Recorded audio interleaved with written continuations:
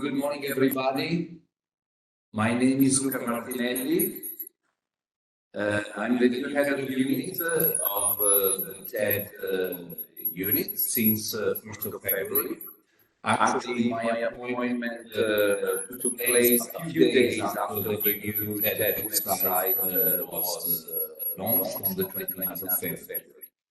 I have experience in the publications office. I've been here for about 12 years, and previously I worked in commissioning other services, in particular in Machine Connect, where I worked the open data portal of the commissioning of new solutions.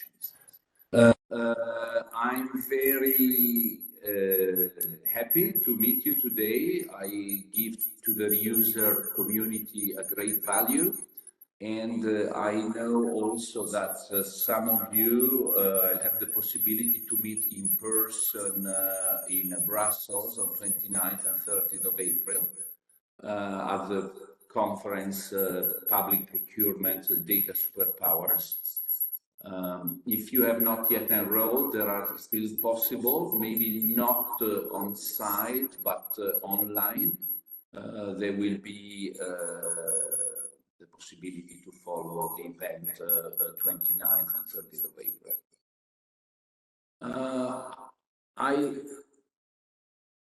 I see there are still some audio issues, so allow me just a few seconds to see if we are able to solve that.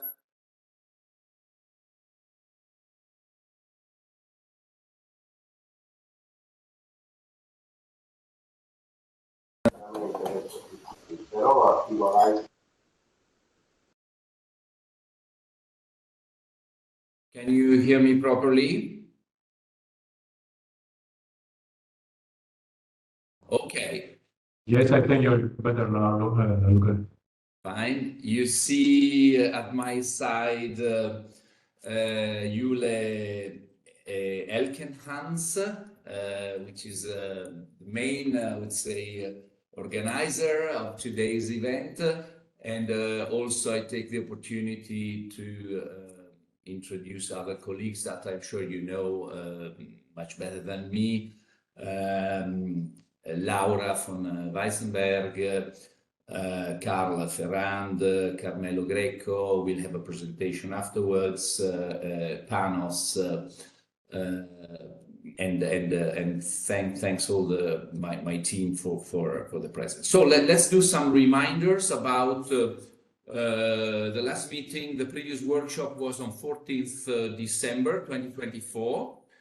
As I said, there has been two major changes, not only the TED website launched on the 29th of January, but also what we call e-forms almost 100%. E-forms are now for most of you, the standard way of sending notices. But actually for users, you still see some TED schema notices, the old notices that are being phased out, but EU institution still send contract award notices and corrigenda from for the contracts through the old schema. This situation is currently foreseen to end around mid-year.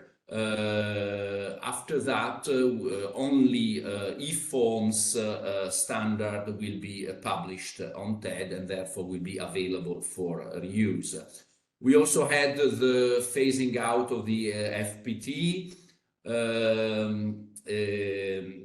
Now it's possible to use the HTTPS point for download, but this should be in a way transparent for you because the packages, the daily packages have the same content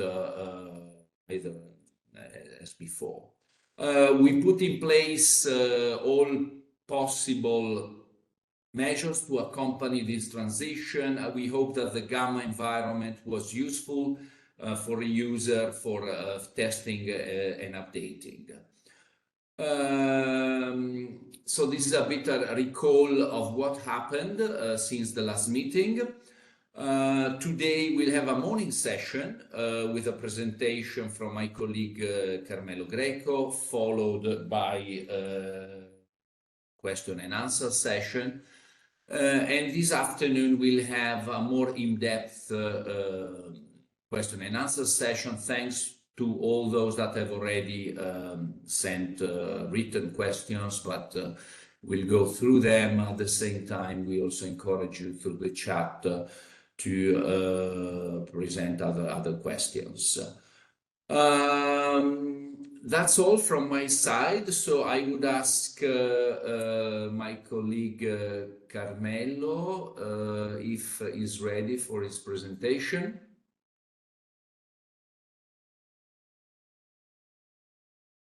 Hello, good morning.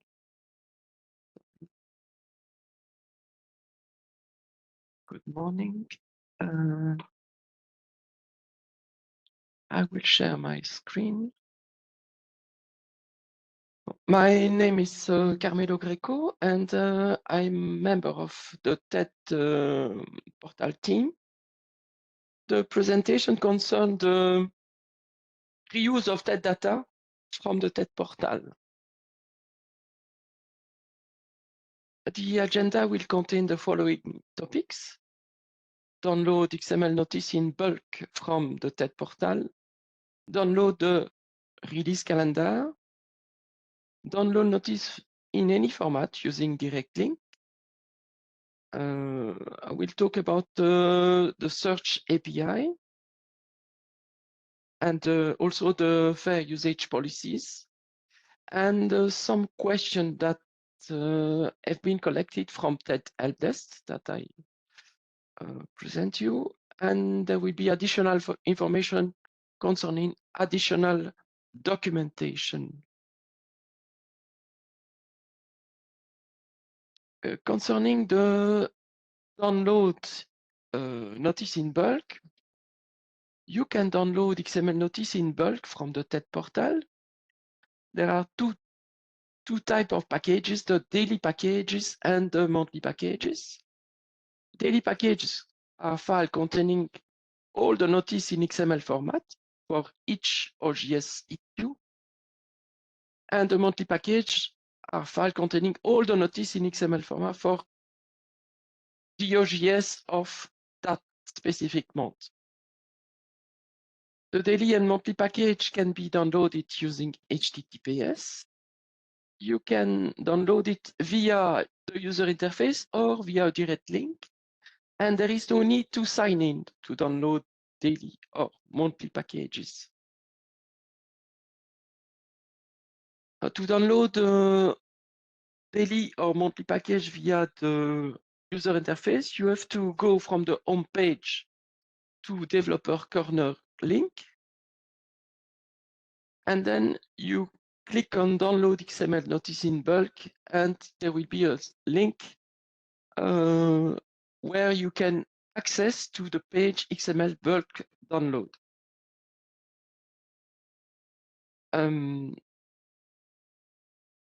Concerning the download using the direct link, the format is as follows. You have the URL of ted.europa.eu/packages/notice/daily or monthly, and then you have the year and the OGS number. This is an example to download. I will make a demo. And for monthly package is exactly the same with monthly in the URL. And this is a format to download the monthly package, the year and the first month, second month, etc.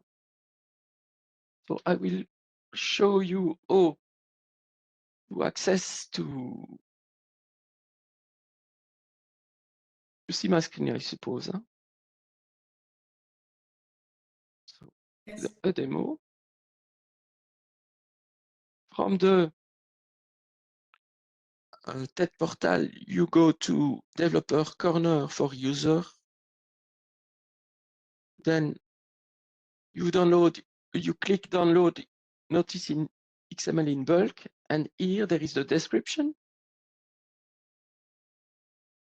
This is the link to access to the list of daily and monthly packages.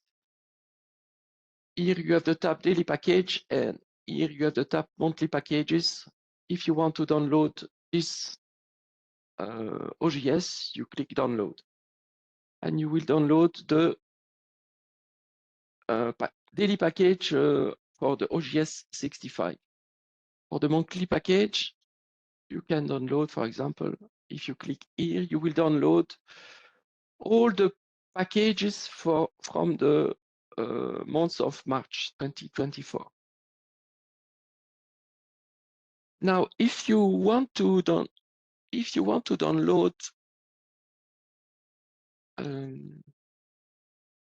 directly via the direct link,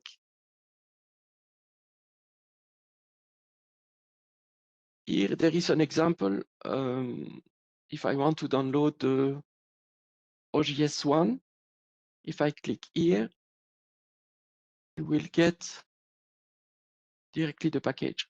So if you follow this format, you will be able to download any daily packages, and for this, you will be able to download any monthly packages.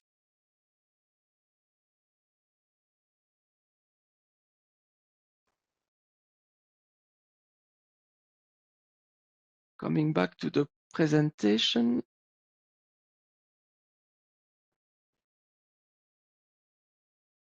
So when you download the notice, the XML notice in bulk, the format of the daily package will be as follows. Oh, sorry.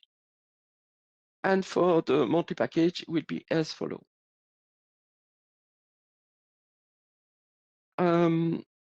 What you have to know is that the eForm notice, the file have 8 digits followed by the year.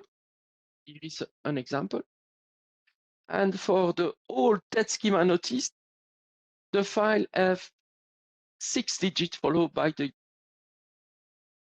As you know, the TED schema notice are not used anymore, except with the exception of the institution. But this the EU institution can publish the notice not later than end of June, sorry, mid of the year.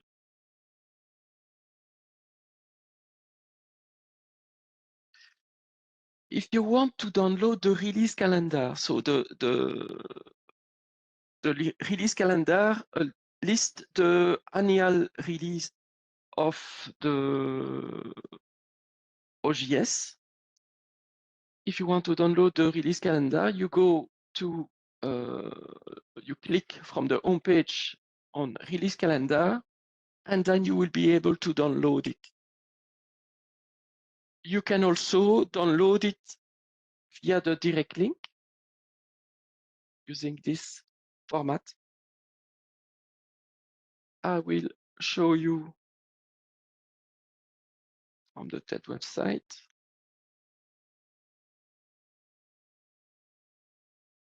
So if you click release calendar here, we'll be able to download on the right side. You see, if you want to download the release calendar from 2024 or other years, you can select the format and you click download.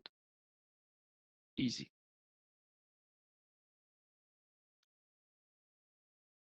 Or what you can do is to use the direct link. For that, there is an example in the page Developers Corner. Download the release calendar. You have an example here. By using this URL, you will be able to download the release calendar in XLS, PDF, CSV format.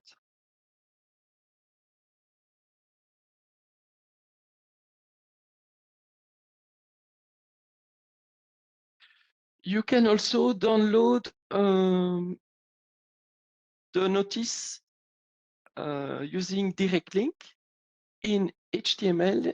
HTML download. HTML download means that you can download directly the notice in HTML, signed PDF, non-signed PDF, and you can also download the XML. I can give you an example here.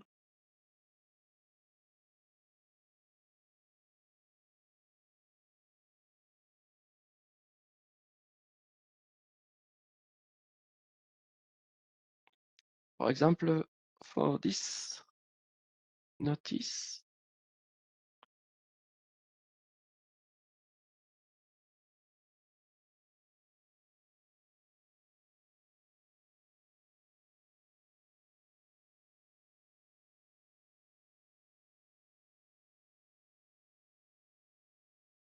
as you can see, this notice has 2 signed PDF.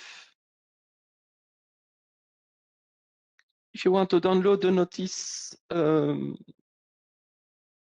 using the direct link, you can select show direct link, and you can, by selecting HTML download, you will have the URL to be able to download the notice in HTML. If you make a copy paste,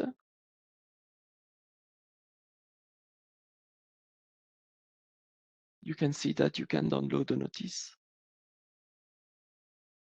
And this is the notice in HTML.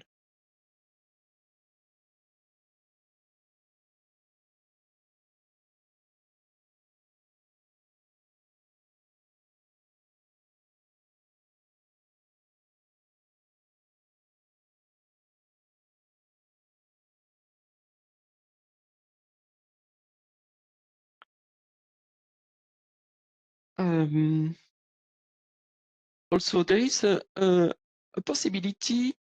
What you have to know is that there is a backward compatibility between the previous direct link of the URL and the new one. For example, if I use the old URL, the former URL, I will be redirected directly to the visualization of that notice. I can show you this. Sorry.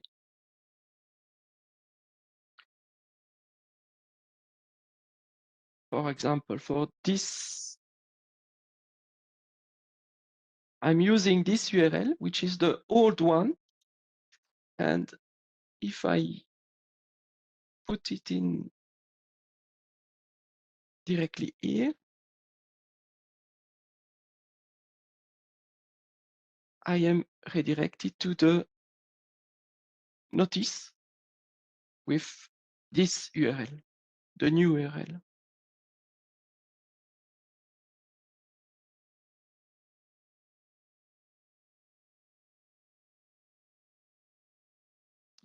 These are example of to download notice via direct link, HTML, HTML download, non-signed PDF and signed PDF. Concerning the API, the URL of the Swagger is as follows: https://api/documentation/index, and the endpoint is https://api/ted.europa.eu/v3 notice search. To search notice through the API, there are 2 modes. There is the pagination mode, where you can retrieve up to 50,000 notices for a given query.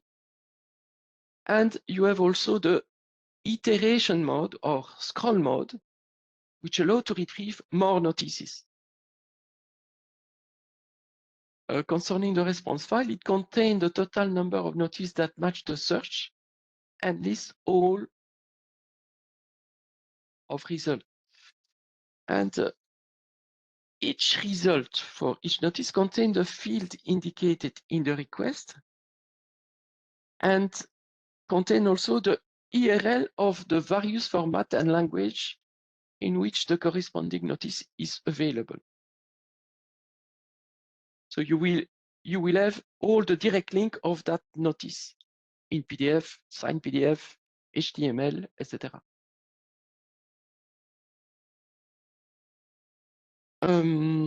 Concerning the pagination mode, as I said, you can retrieve up to 15,000 notices for a given query. The maximum number of retrievable notices, 50,000. The maximum number of notices per page is 250. The maximum number of fields per page is 10,000 fields.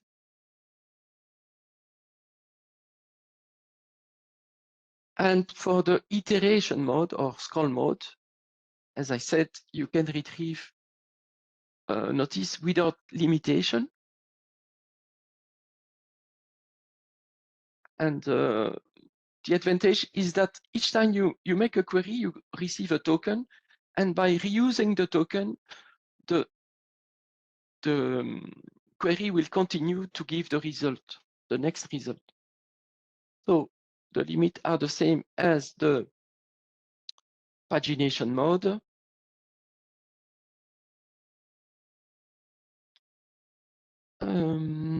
Concerning the request body, you have several parameters.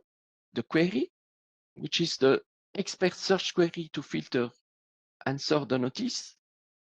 The field, meaning that the field that will be returned for each notice. The page is the result page number used when you use pagination mode. The limit is the maximum number of return notice used also to paginate result. The scope, which is very important. The search scope, you know that there are 3 possible values: latest, active, and all. Latest is the latest OGS number. What you have to know is that by default, you have the latest. This means that when you are using the API, don't forget to put the scope, not the latest, but maybe the active or all notices. The parameter check query syntax is only to check if the syntax of the query is valid or not. The parameter pagination mode lets you to select or to make the query in pagination mode or in scroll mode iteration. And the iteration token is the token which is returned by the previous call to serve the endpoint to retrieve the next result page. But I will show you, I will make a demo for that. The first demo in pagination mode. I will make this query. I will find notice from the OGS 18/2024, where the place of performance is Luxembourg. And the result must contain the publication number, the notice title, the buyer name, and the form type. So I will make a demo, it will be better.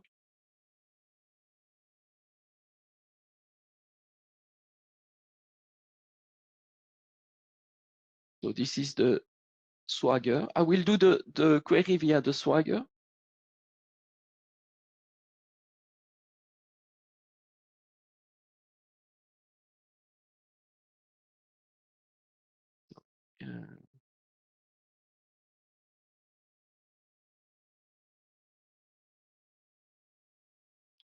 This is the query that I will do.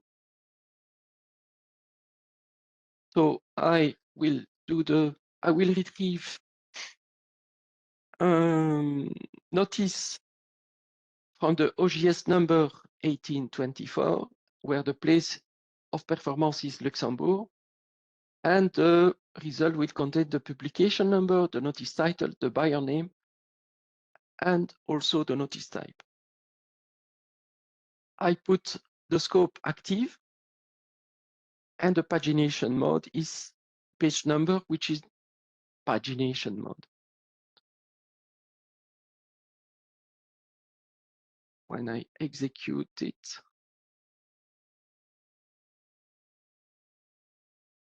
I get the result, and you can see that the first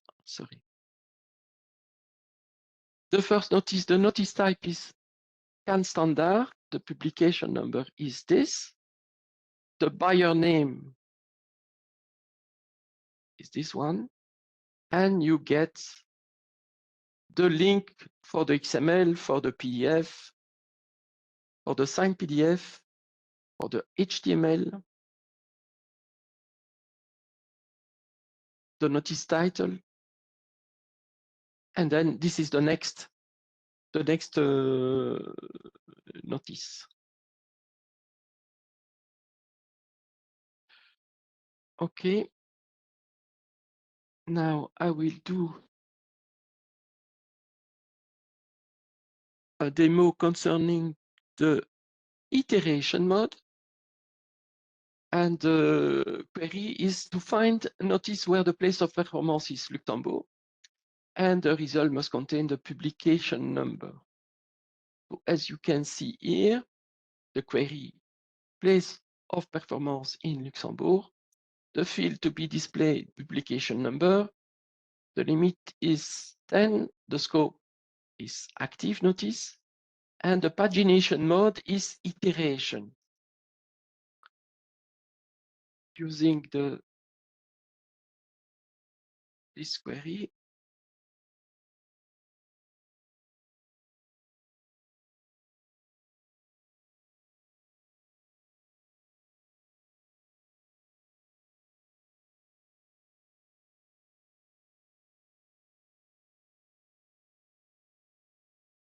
I execute the query. I receive the result.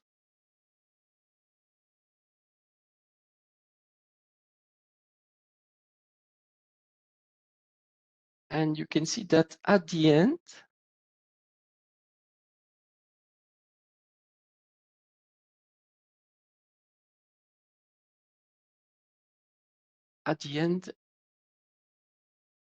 you see the iteration next token that I will reuse it.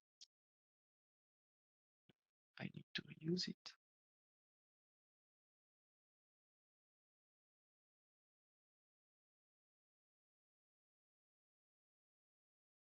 Oops.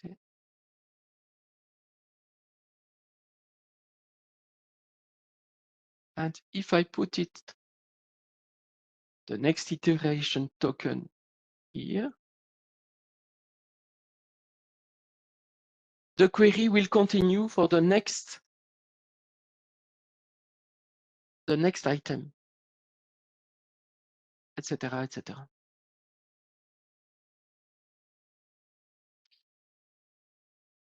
This is the usage of the API using iteration mode.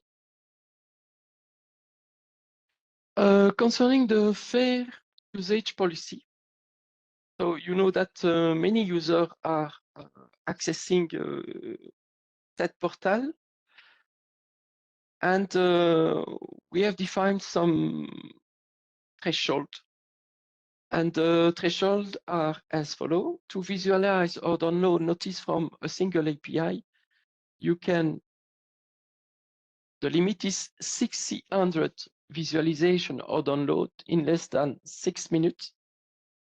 For HTTP request, you have 700 requests in the last minute. And to download daily or monthly package via HTTPS service, you can have 3 concurrent download.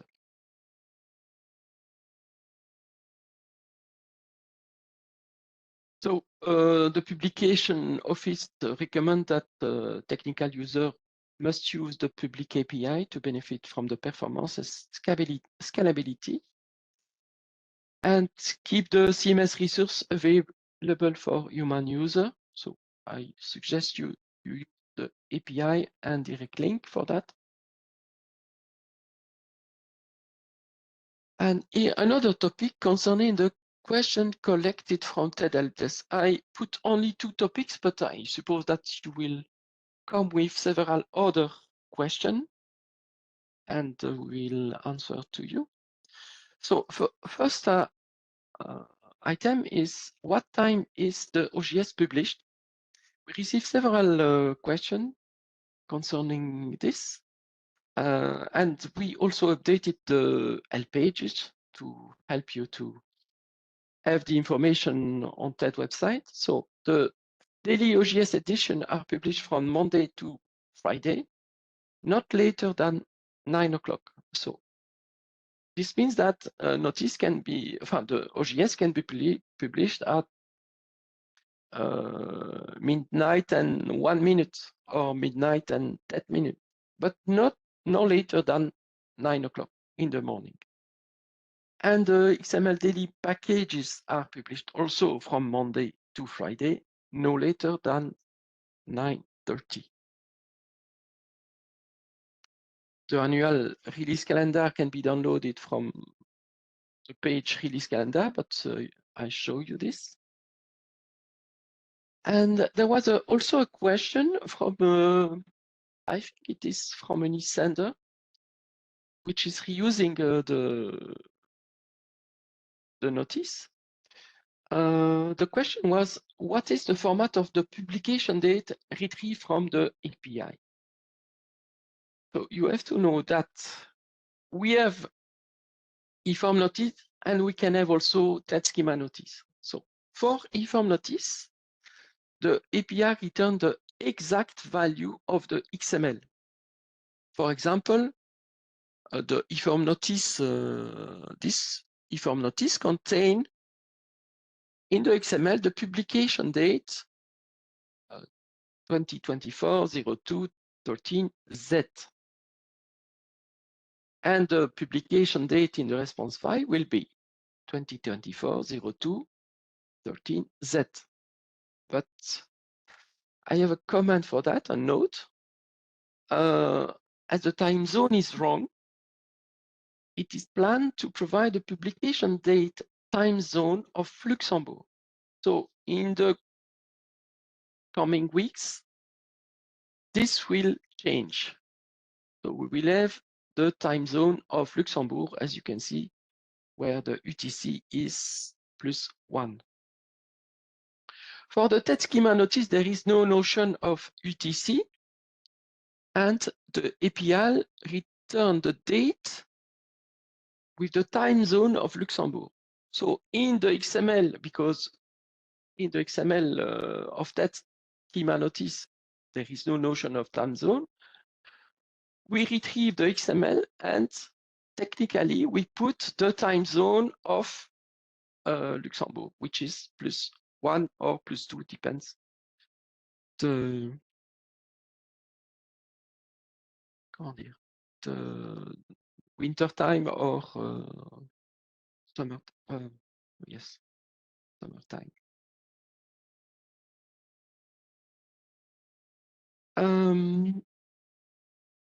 Concerning the additional information, we have also additional documentation in docs.ted.europa.eu, where you can reuse it. I will show you directly here.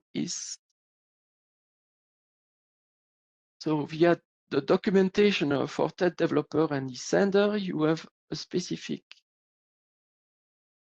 link here reusing TED data. And if you click there, you have what I show you today: XML download, direct download via HTML links, download via Search API, example of using Search API. And also there is an item which show you some TED schema archive in case you want to reuse old TED schema notice. You have what was in the former TED portal. But if I click XML download, you have what I show you during the presentation. This is additional documentation. And also another topic, I would suggest to register to the TED developer portal. This will help us to use your email address for any communication about, for example, service interruption or update of the API or forthcoming events. For example, the next reuser workshop. So the link is as follows. If you click there,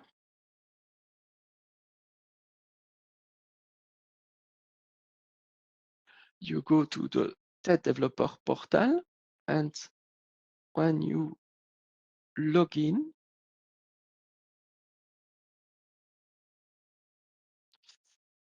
and it is the first time, you have to sign up.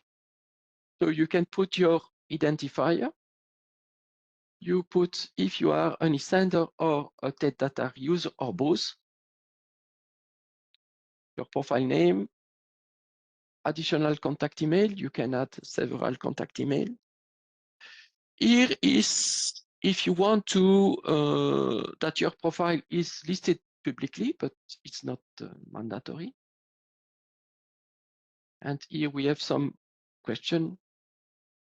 And once you fill in the form, you sign up and you are registered.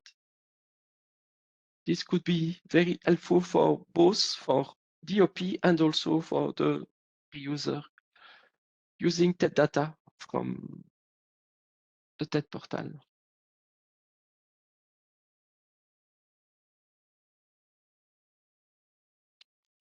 That's all. This is the end of the presentation. Maybe you have a question.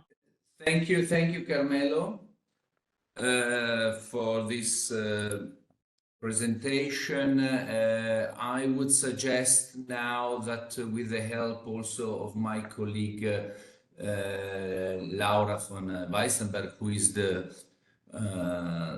head of sector for the TED website, that we go through the questions. So you know that we'll have also this afternoon for questions we've received. Carmelo already went into some questions that the main question we received through the help desk.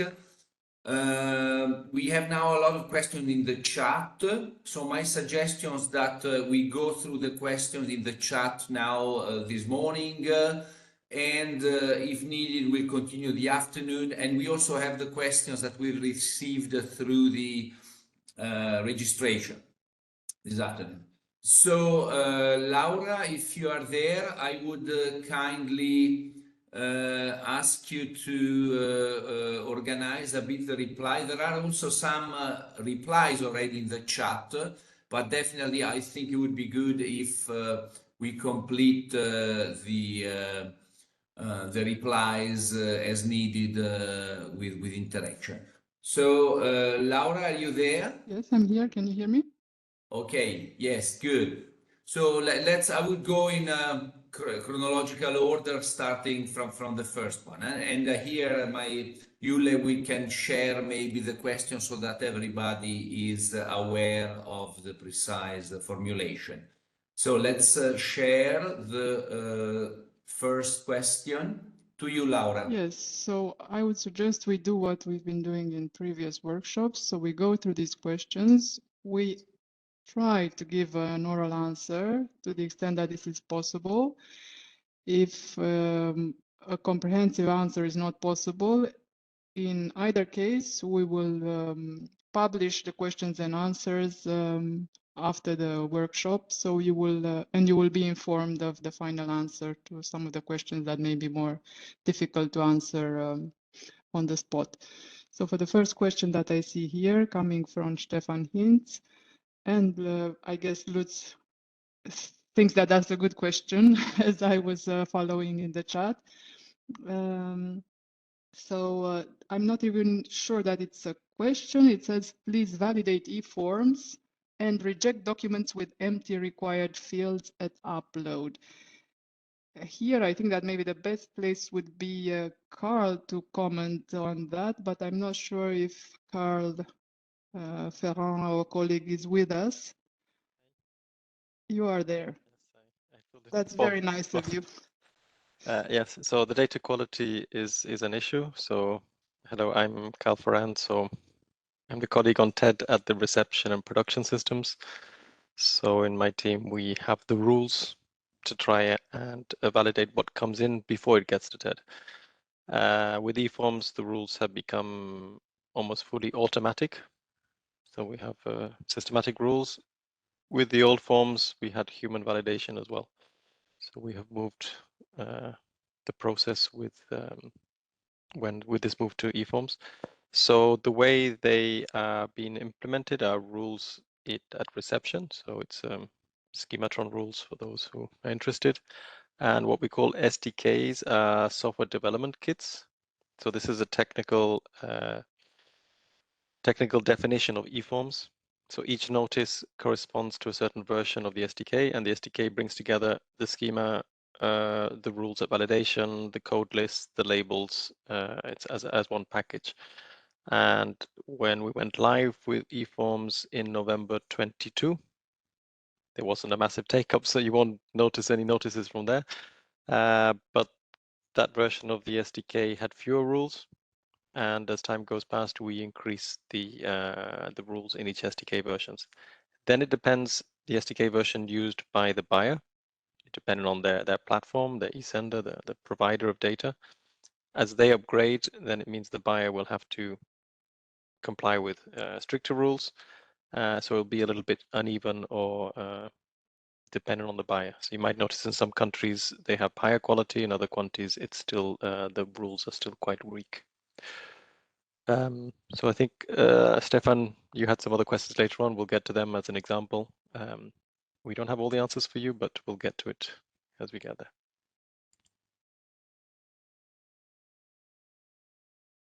All right. Thank you very much, Carl, for this Sorry, we answer. get to this already. Sorry, I was losing Yeah. track. So Stefan, these are some examples. So Yves is my colleague inside. I need to check with him which rules we have. Yeah, so I was Again, this is asking SDK Stefan to 1.9. Yeah. Mm. So no, thanks very much for these examples, Stefan. So we see I opened a couple of them, and indeed there are some dates missing. I don't know if the rules. I guess the rules must be missing. That's how they got through. And if they're missing, we can also look to see if we can add them for future ones.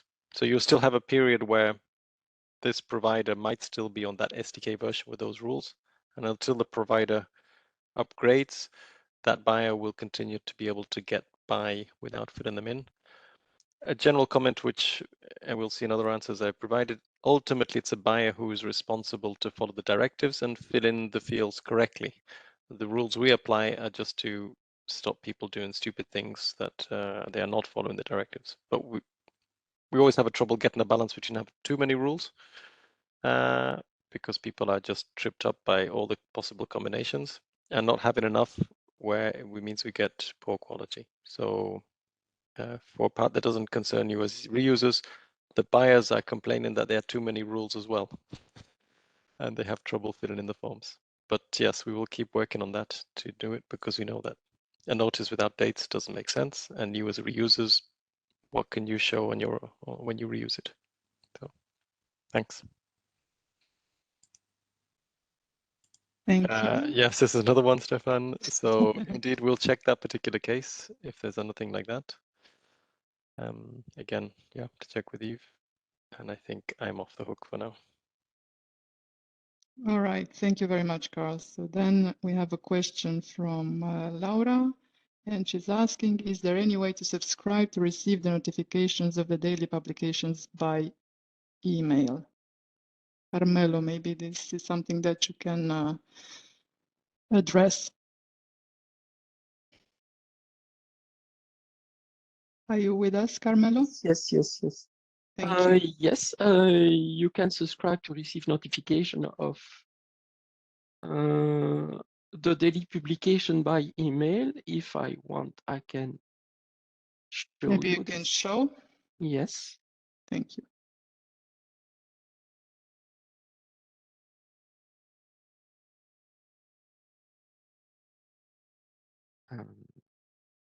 Yes. Yeah.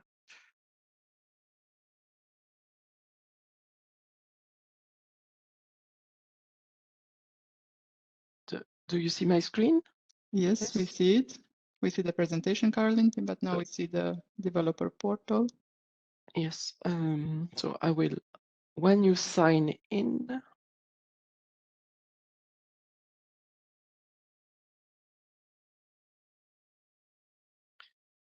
we'll go in English better for all.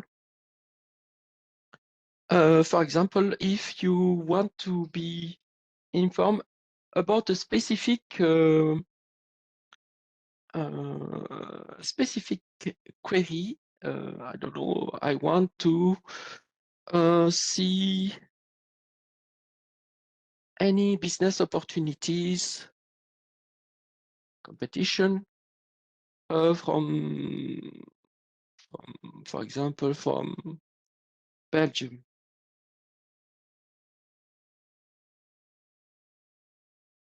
I make the search.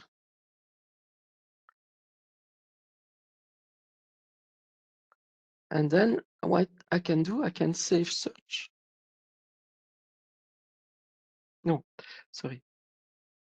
I can create an alert search. And for example, is business opportunity. And I can be, I can receive it or daily or weekly or fortnightly or monthly.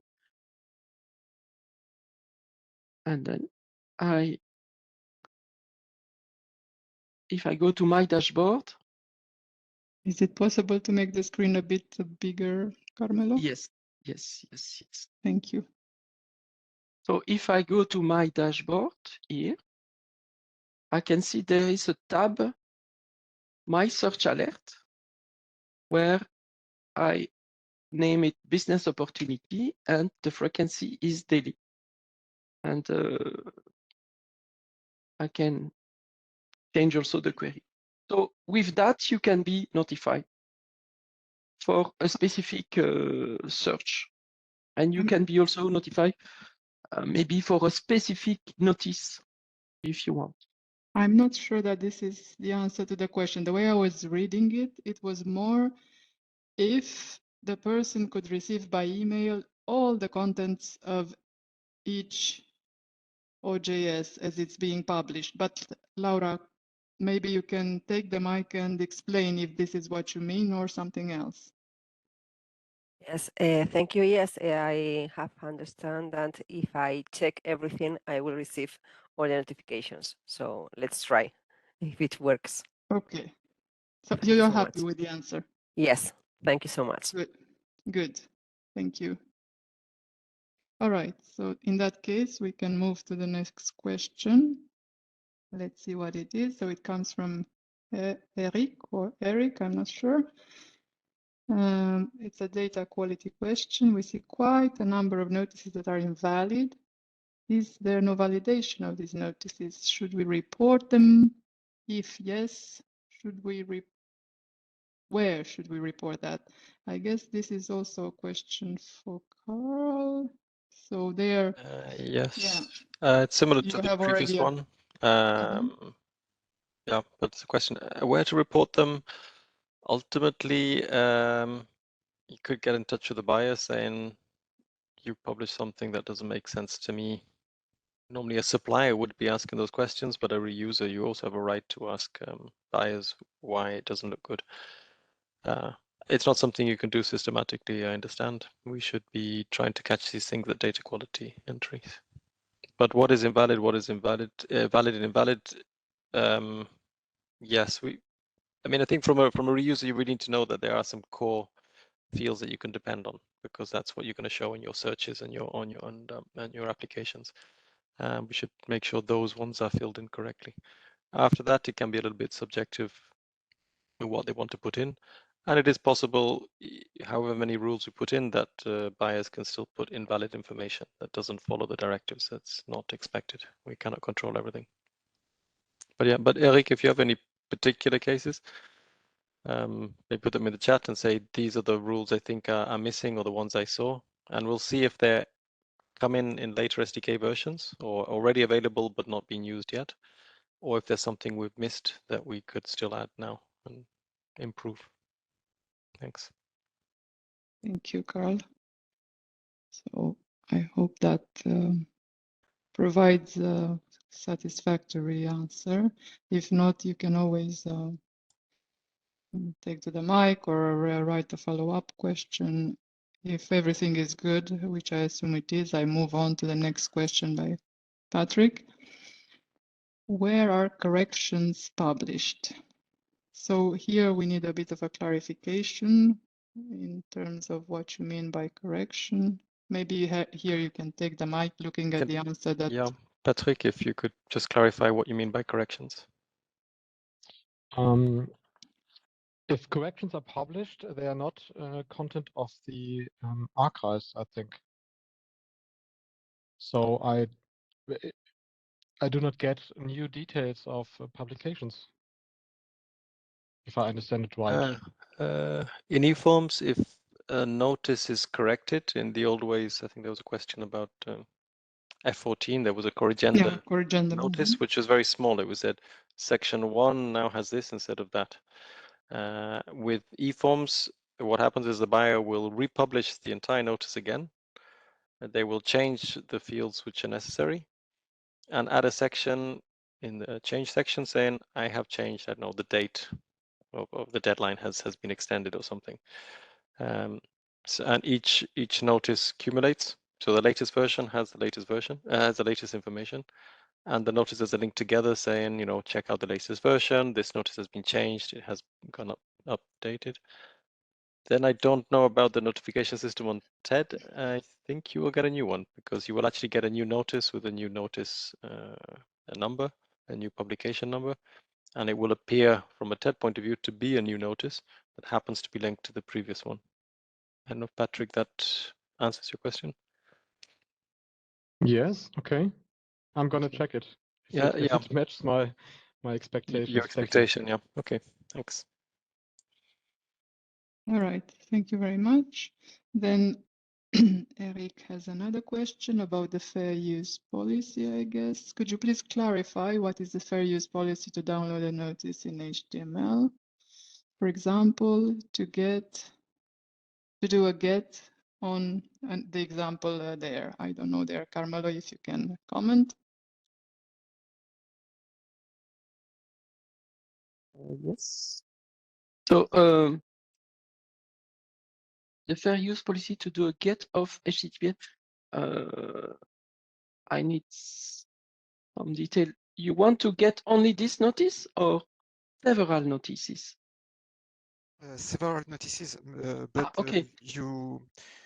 You have a screen on Yes. your presentation with Yes. the data I needed, but I didn't find on the TED website, so I made a capture. Okay. Of you. Maybe you can show again, Carmelo, where Yes, on I'll the share TED again website it. you Yes. can find these, and then we can also post them as an answer here and Yes. share them in the chat with people. So this is what you have captured, right? Yes, exactly. So, but maybe we can improve our help page and add this information somewhere in the documentation. Yes, we can do that in case this is not already there somewhere. I will check.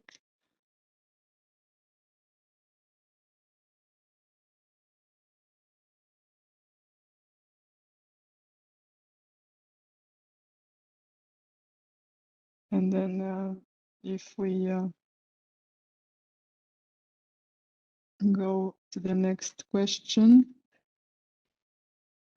Okay, so this ini forms we get frequently, and we have some code, but I think we should not get such older word dates. So this is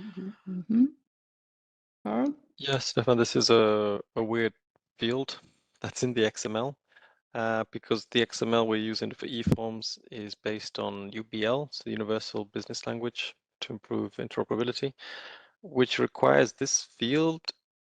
I can't remember where it comes from, but we don't have an equivalent in eForms, in the eForms regulation.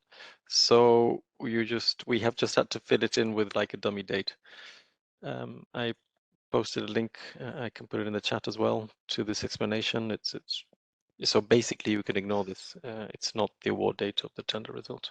Sometimes it is, and It is. Okay. and sometimes it is not present, but it's in the settled contract. There's also an award date. We use, Okay.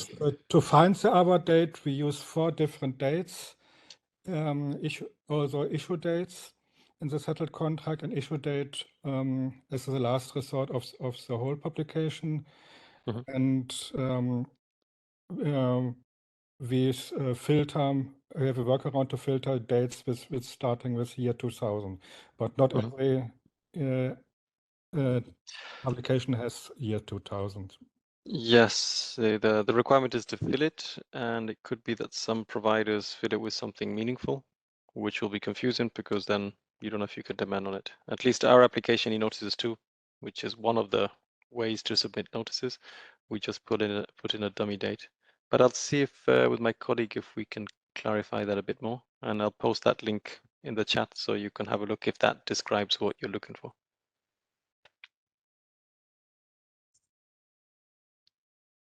All right. Thank you. The next question from Eric Fayus, policy. So we sometimes get the HTTP 429 too many requests. This happens completely randomly. Sometimes the first time we call the site in several hours, sometimes after a couple of calls, but even though the status usually indicates that we've reached some quotas, this is clearly not the case. Could you clarify what really happens?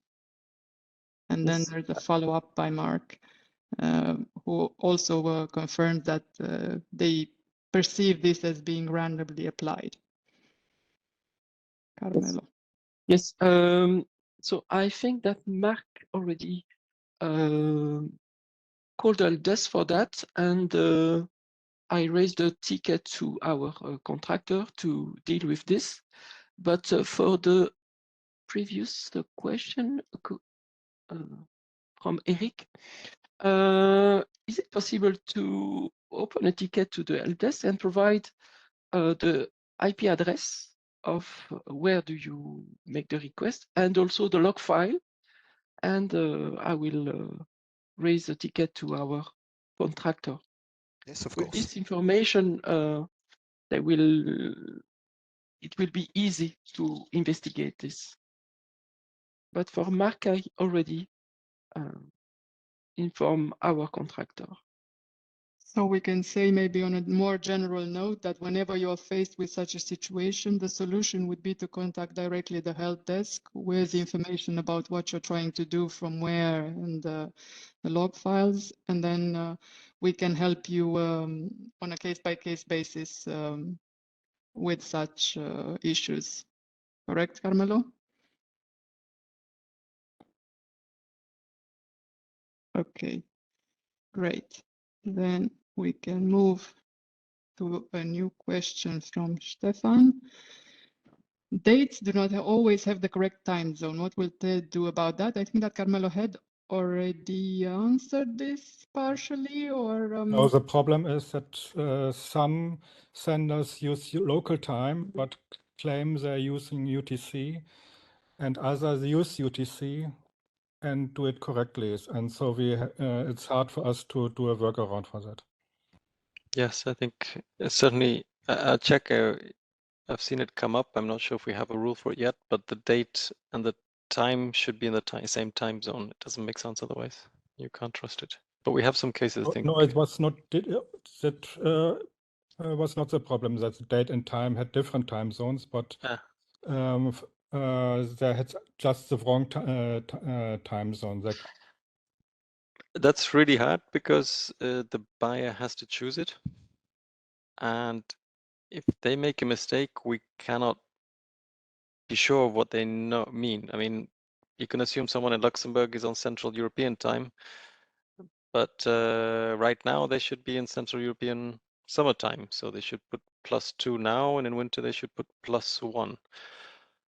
But if their Luxembourg embassy in Bangkok is procuring, they have to put UTC +10 or something. So we cannot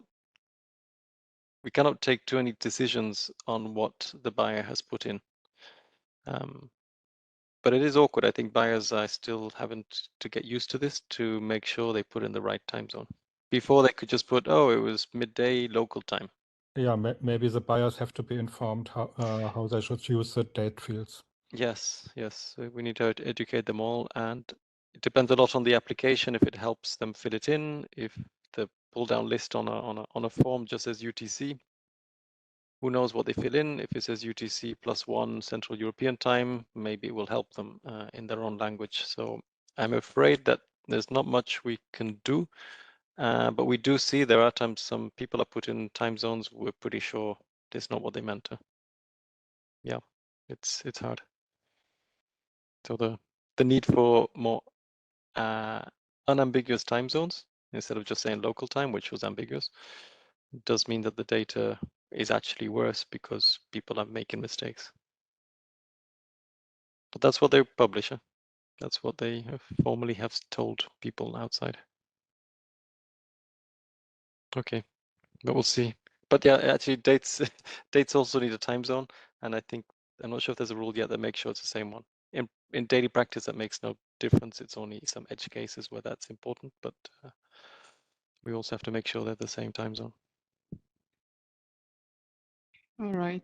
Thank you very much, Carl, for this. So going further to the question of Laura, is there any possibility, document, link, whatever, to check the companies that are shortlisted in a bidding process? Okay, I see the reply from Carl. Yeah, I think, at least what I know from eForms, that it is possible to add the unsuccessful tenderers. So you can say contract award, I missed a letter there, to say who else bid, even if they didn't win. But it's optional, so it depends a bit on the buyers if they're going to fill it in. We don't have any, I think there's no obligation to say any more. And certainly not in the notice. So just we don't have maybe, that in the notice. I'm not Your sure side. if this is clear for Laura, that we don't provide any tender documents on TED. These are simply announcements of the procedure being launched with deadlines and so on and so forth. So I hope that's clear for you, and so that the expectation is not that there should be more things than we actually can provide. Okay, if there are no comments further. Laura, there was a hand raised. Yes, I don't. Thank you for the answer. I thought it was mandatory, but if it's not mandatory, it's okay. Thank you so much. I just see in the chat that Ruth Sanchez says it's not optional. I don't know, maybe at national level there might be obligations, but we don't control it. Because at the European level, it's certainly optional because it's not there. But check if at national level it's mandatory. We can't impose that at the European level. but ideally. Prague indicates. Okay, Ruth, I don't know what Prague is, but yeah, maybe we can. They need to publish it in the contract award notice. Okay, I don't know if that's national legislation or European, but maybe if you could link it. I'm sure the European Commission would want everyone to publish the unsuccessful tenders, and I think that is definitely a good practice. But in an obligation, we are certainly not seeing it today. We're not imposing any rules, and we haven't been asked to put any rules for that from a European level. External action. Okay. Oh, that Ruth, you work European action. Okay, then yeah, I don't know how we can impose that for contract procedures. The European Union action, external action, is up to the buyers to make sure they follow the rules. Yeah, maybe we can chase down the buyers and remind them of their obligations. They used to publish it beforehand and shortlisted. Okay. If you know any buyers who used to publish them before, please maybe remind them and say if they can do it before. Okay, thanks, Ruth, for that clarification. Okay, All thanks. right. Thank you. So moving forward to the question by Fleming. What do we have there? We see a lot of notices which list that they have the information in 2 languages, for example, Lithuanian and English, but all the text in the description fields are in Lithuanian. Error on behalf of them. I guess this is an error. Can anything be done about this? Either flag it to the buyer of the sender, check validation. The description says that true language cannot be the same text. I've seen some examples. I don't know if there are any comments from our colleagues. I see Carl there. Yes. Again. Yes, it's also what comes in. TED can only display what is allowed in through the gates. So yes, it's up to the buyer to get it right. They should. That's in the directives. The language must be what you say, and if you have more than one language, you must provide it in that language exclusively. So if you say it's Lithuanian, it should be Lithuanian. If you say it's English, it should be English. We don't control that at entry anymore. Before we had humans who read every notice and they could spot this quite easily. The machines, we don't have anything set up for that. For machines to check if something that's declared to be English is actually in Lithuanian, like this case. For that case, it's very weird. I don't even know why they put English, because they didn't need to. They had a complete notice in Lithuanian. It's strange. So if you have any other examples, or if you see any systematic things, let us know. Because if it's happening a lot in Lithuania, we could contact the e-sender and tell them, look, you have a systematic error. You shouldn't be allowing this. Exactly. And I guess nothing would prevent any of the reusers to contact buyers directly and inform them of such errors. Yeah. But yeah, if you spot anything systematic, we can see what we can do systematically. So that would really be, your feedback is very valuable for that. If it's case by case, it's going to be hard to catch them. Right, you can contact them, but we won't be able to stop them systematically. All right, thank you. Then the next question from Laura. There I asked for some clarification because she talks about action fish and MIPs. I don't know what these things are, and they look again as if there are things for external action or things for, I'm not really sure what this refers to and what your expectation is there, Laura. If you can make a comment. Because it seems to be some programming documents that you are looking for, but here we publish procurement. Yes, We don't have okay. any policy documents. Yes, I have understood that they are not published in the website. So I would like to look into the European Commission website for the documents. Yeah, so see a bit which DG would be the policy DG for what you're interested in here. I'm not off the top of my head, I wouldn't be able to tell you, but it's surely something that you can find out quite easily, and then you can. I'm pretty sure that the documents would be somewhere on their website. Okay. Then the next question from Lutz. How can multiple expert search APIs calls be combined?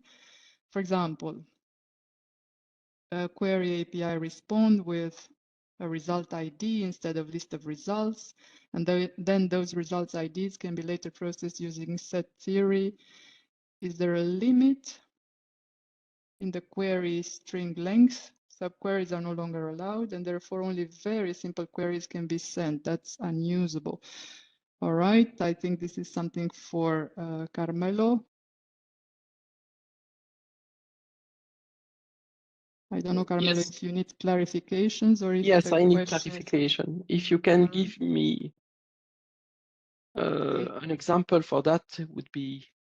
I don't know if Lutz, you have any comments that you want to make now here, or if you want to think about a more concrete example and just send it in the chat or to Carmelo.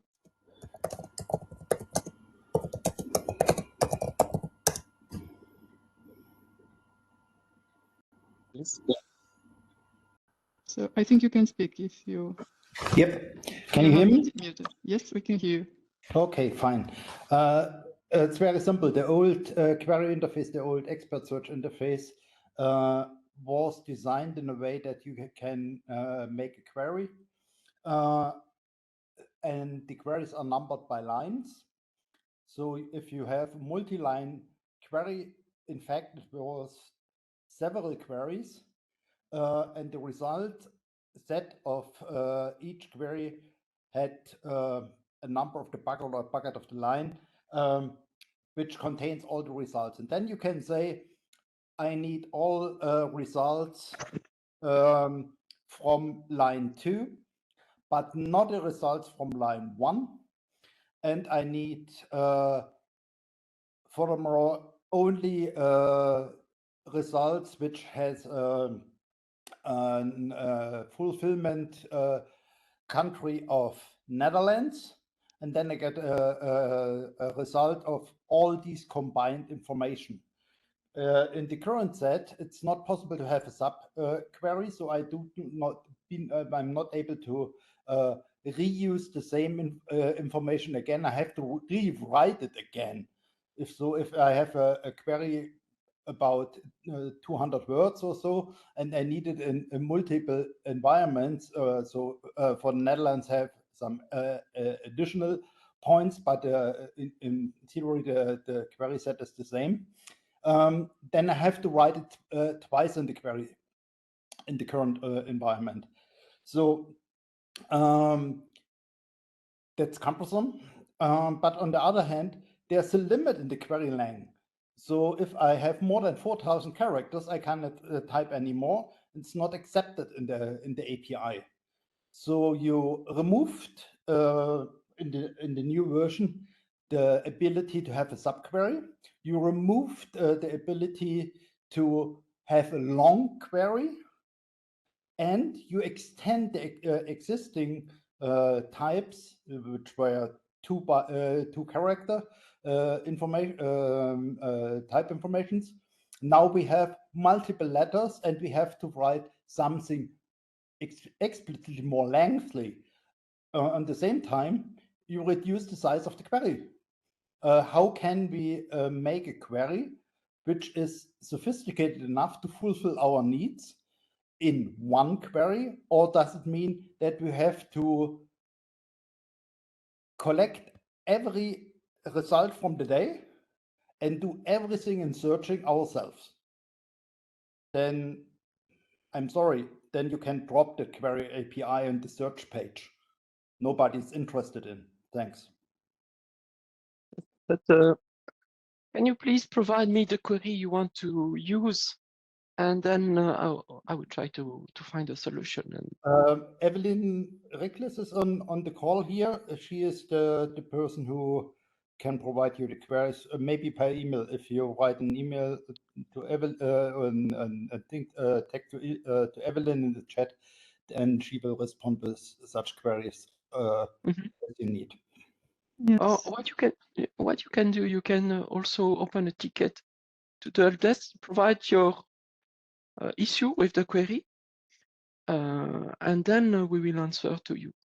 And put my name in the call of the help desk. Like that, I will directly reply to that ticket.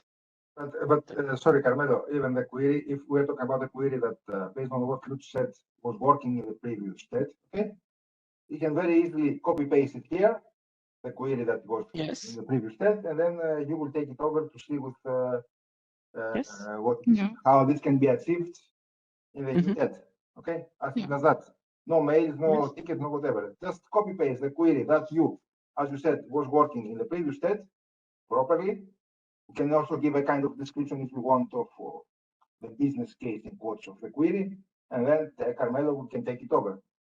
Yes. it's, Also. it's just not clear if it's one query we're talking about or this is several queries and Lutz it's just an example. Lutz explained that he was doing something in the previous TED that now he cannot do it in the new TED. I think that. So he needs to provide the information of what he was doing in the previous TED, and then we'll see, because the whole idea of the new TED was not to do things less, actually to do more. Better, normally, yes. Yeah. Well, anyway, the bottom line here is, Lutz, that we'll try to find a solution, and indeed, the best way of doing it is to just provide us the query that you need to perform, and we'll try to help you with that. All right, I see that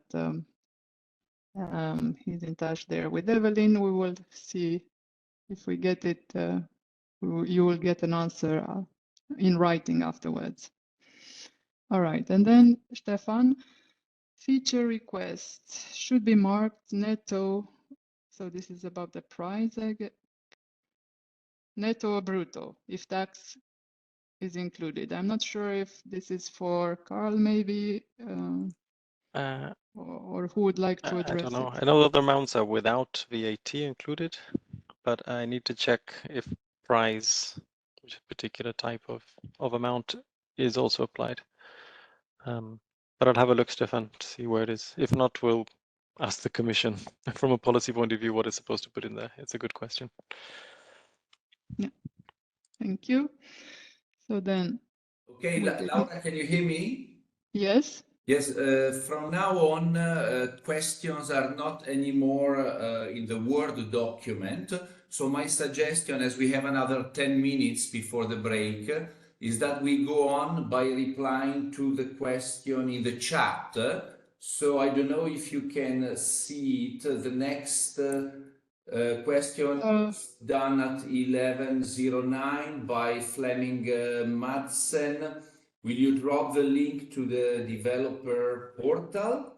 So that's an easy one. So if not yet done, I would ask. It's done. Yes. I Okay. posted it. Yeah, and to Okay. developer docs as well. And then can you see the next one, Laura? So 11.9, the e-forms documentation is really great. Exactly. It would be great if This it's available for from there. download, one or more documents. The documents are not available for download. I'm not really sure there which documentation you mean, Fleming, and what the exact need is. Sorry, may I just clarify? Yes, please. That's why I'm asking. The documentation, the eForms documentation on the website is, I think, is really, really excellent. It's helped us a lot in the implementation. So thank you for that. But it would be great if it was possible to download it, because we then feed these documents into an AI system where we can query the documentation. So that helps us further. And it's a bit complicated when we have to take it off the website. So it would be great if the documentation was available for download, for example, in a PDF document or multiple PDF documents.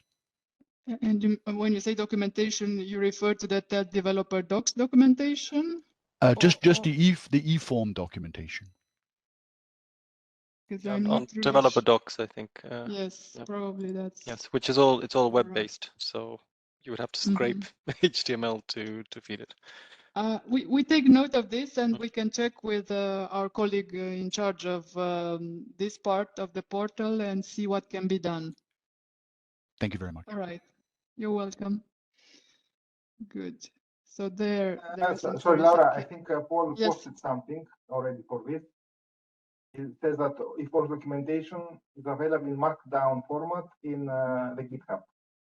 Yes, so probably some things are on GitHub, Fleming. Maybe you want to have a look there. Yes, thank you very much. I'll have a look. Thank you. So then, let me see, because this is more difficult to navigate. So we clarified a little bit about the annual action program, that this is not something that we have. Then we have, when looking back at the new TED project, what in the views of the TED team has gone well and what did not go as well as you were expecting? George, please take the scene and talk about that. What do you? Sorry, How would you you're say? talking to me? Yes, I'm talking to you. Can you repeat the question, because I was not prepared to? When looking back at the new TED project, what in the views of the TED team has gone well and what did not go as well as you were expecting?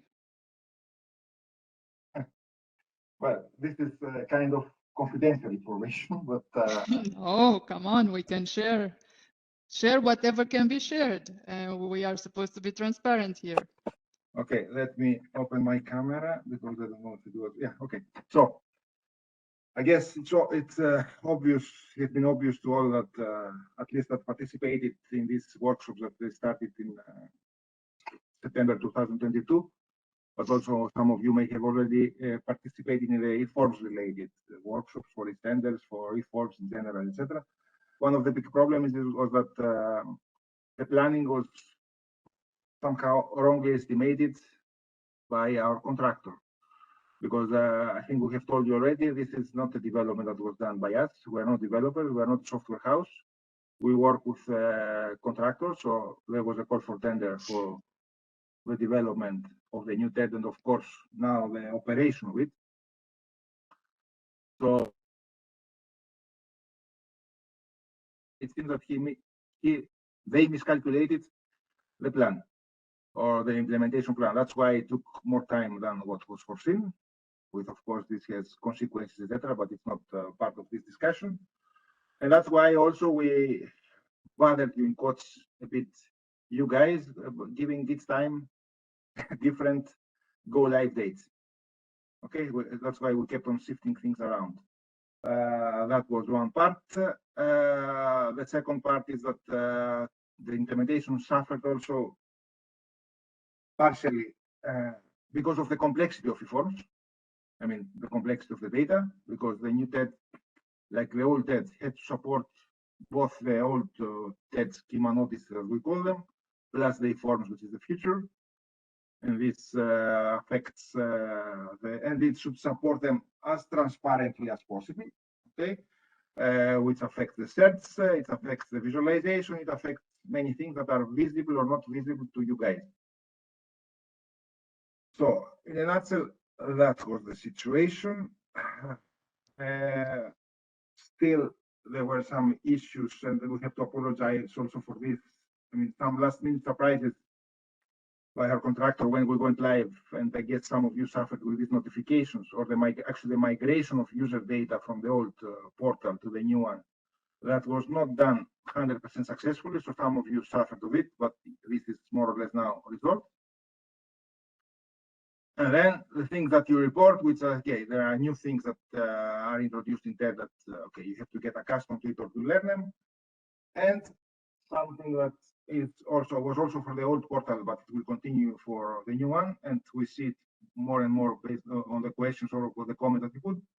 The complexity of the underlying data or the quality of the underlying data, which is not, of course, the responsibility of TED, but it's our responsibility also together with the contracting authorities on the information that's provided mainly in eForms. Okay, eForms, it's something new, it's immature, at least in the minds or in the way things are done on our side, but also on the contracting authority side. So that's why you suffer, and you actually suffer. You identify all these issues of misunderstanding or lack of quality, etc. Okay. Which is also an opportunity because it allows us to actually spot these things quicker and try to solve them, no? Yes. So in a nutshell, that was the thing between the old TED and the new TED. Okay, the old TED was a mature system. I mean, it was also a very old system, and we explained in some of the workshops why we had to move on. Okay, it was outdated technologically. Anyhow, it was not possible because of this to extend it easily, or it was also very costly to extend it functionally, and that's why also in the old TED, the forms were not 100% fully supported in terms of sets, in terms of visualization, etc. So the new TED gives us overcomes all these obstacles or all these deficiencies. But yeah, as a new system has its glitches, hopefully they will not be there for long. And as I said before, when I replied back to Lutz's comment, the idea of the new TED is to do more things than and provide more options than the old TED, and most importantly, not to cut in quotes functionality that existed in the old TED, as long as of course can be supported by the technology or the data that we have. Okay. Thank you very much, George.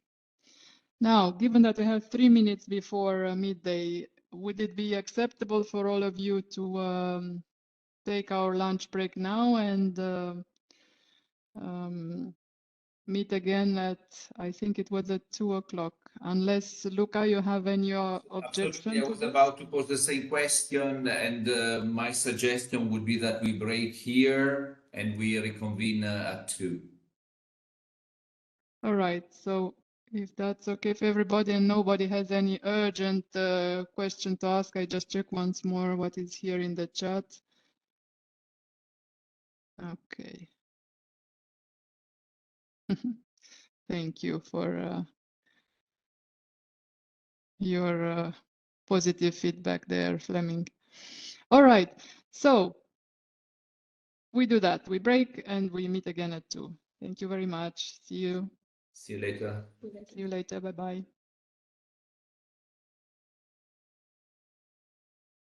Hello, good afternoon. So I think we can start. I see there are about 40 online. So my suggestion, as I said this morning, would be that we go on with the questions on the chat, and when we've exhausted those, we can have a look at the replies that we had at registration. So I would ask to Laura that will lead us through. If Laura, would it be fine to you that you share yourself the document? No problem. I just need to locate the document. I had it open before. There it is. Okay. So as you know, we've planned another 1.5 hours. We'll not go after that, but if we exhaust the questions, we might also end before. So Laura is sharing to you, Laura. Yes. Let's see. Where had we broken off? About, yeah, a few. We started 19 again. 19. Thank you very much, Yule. So let's move to 19 then. Yeah. You can see my screen, right? Yes. Yes. All right, perfect. I see that this is answered here. So the question was, where can I find documentation for the available fields used in the API? In Swagger, they are just mentioned, not explained. So you have here the link. I don't think there is anything else unless Christoph tells me something different. So then I would go to question 20 by Ruth. Between the new platform and the old platform, there are opportunities that are not published in both. Either they are in the old platform or in the new one. When will that be updated into the new one exclusively? We're not sure we understand here, Ruth. I don't know if you're still with us. In principle, everything should be in the new platform that was in the old platform, plus the things that got published since then. Laura, I think Yes? Ruth here speaks about the tendering. which has nothing to do with TED. But again, if Ruth is in the chat, in the workshop still, yes, he can clarify. But I think she speaks about tendering, because indeed tendering is another story. It's yeah, we can maybe say a few words about e-tendering if that's the case. But maybe let's hear from her to understand what she has in mind. Are you there, Ruth? Maybe the colleagues can give possibility to speak. I don't know if people can unmute themselves and just speak, or if one of the hosts need to. No, Laura, it's the participants. I don't think I cannot find anyone with name Ruth. She was there in the morning. Yeah, but I sure. just checked now, so Okay. she's not there. But I think she speaks about Italy. Okay, well, we try to come back to it, especially if there are other questions from her later on, and maybe she joins a little bit later. In the meantime, we move. And anyway, yeah, well, we cannot answer it unless we have clarifications. But in the meantime, we would move to the next question by Jana. And the question is regarding the Swagger, the notice renderer. Some notices when we try to get the full text in a specific language, we get an error. Will this be fixed, or can we rely on the Swagger, or should we use the HTML format? There I understand from Carmelo that the clarifications are needed. So if Joanna is with us, maybe she wants to clarify further what she means. Hello. Yes, I'm here with you. Thank you so much for taking the question. The idea is that for some notices, when we are doing the post, using the language and the base 64 string, let's say, in order to have the full text into a certain language, we are not receiving the full text, but we are having an error. So this is the question, because and I gave you an example. To be honest, it's a good example. I just tested it a couple. So this notice, you mean? Yes, yes. But I'm trying to do this using the notice renderer in order to get the full text and not to use the web. I hope this is clear.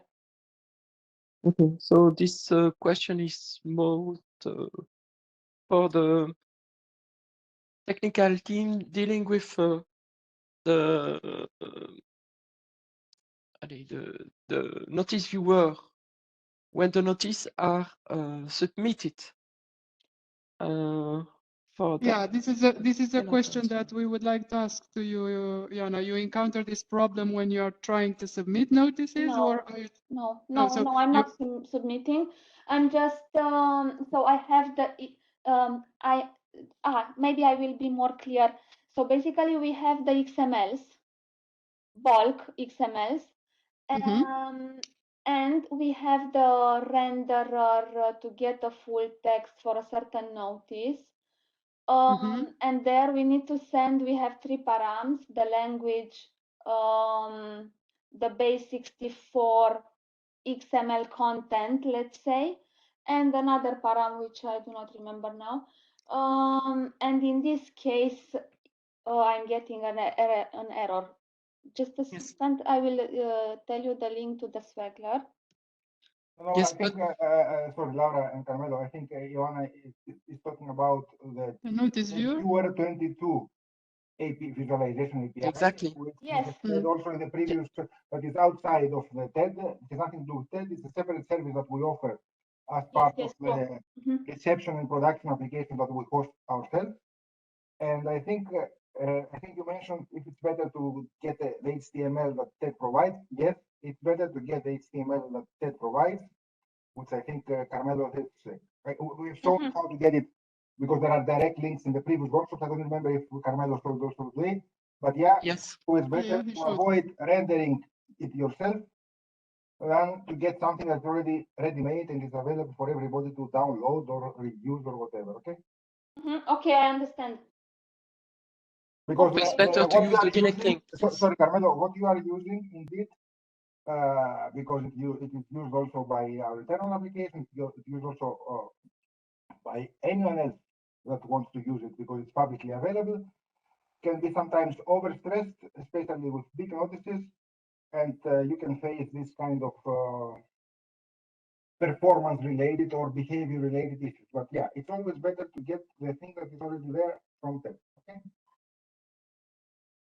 Okay, so I put the beginning of an answer there. Will develop further in the written reply. Then from Ergo, I don't know how bad I mispronounced the name. I apologize in advance for that. Are there some sample publications that are available in the new eForms formats as well as the old formats? It would help validating our TED data processing codes. Then you have here an answer by Carmelo. Do you want to develop, Carmelo? Yes, so just to tell you that most of the notices published on TED are in eForm format, as I explained in the presentation. And if you want to make a query of notice in all format, use this query, and you will get a notice, the list of notice in all format. Does this answer your question? Hi, but Hello. is it the exact same publication, or it's a different publication in the old format?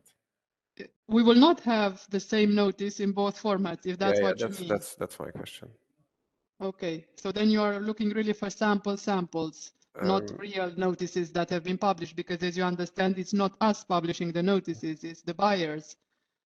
Well, I was hoping that maybe in a database Yeah. you store them similarly and there's a way to retrieve the data. No, samples, I'm not sure they're in the production environment, and I'm not sure, but the colleagues will be able to say something if we have any sample notices that could be used. But we can also think about it. No, and we don't. Now that I understand the question, we don't have. I don't think so, no, because yeah, we didn't. The buyers themselves only publish once, and we didn't create any of our own to do that. We do have a converter, which takes like a best effort. You can take an old XML, and it tries to fill all the fields it can in a new XML. That might help you, but then you still have to complete several fields in the new XML to make it a valid eForms Is it on GitHub? I think I found something already. So there's XSLTs, which you can use directly. Yes. Or there's also an API you can call, which calls the XSLTs for you. And then you can see mappings between, at XSLT level, you can see all the mappings between the old XML and the new XML. Okay, so here I put a note that the converter could be useful. Yes, at least for correspondence of fields, that will help. It's not always an exact correspondence. There's not a perfect correspondence every time, but maybe if you're wondering about some fields, you will see the old XML field and the new XML field. Okay, so we will fill in the details there where this information is in GitHub. Yes, my colleagues have posted. Yep. Thanks, Paul. Okay, thank you. Yep. Okay, so I hope that solves at least partially your question. All right. Then we can move on to the next question by Samuel. Is it permissible to provide a link to our new forum for attendees to address additional questions as they arise? Is it a link to our new forum? I'm not sure I understand the question. What exactly would you like us to do? What would you like to have our permission for? To do what exactly? If you can unmute yourself and explain, that could be helpful. If you are there, Samuel Dulda. I'm not sure if you're there.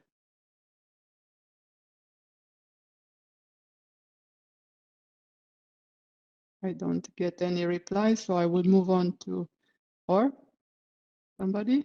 No, I see Samuel is in the participants, but he's muted. So Samuel, you can always put something. But I think the question is maybe on his forum.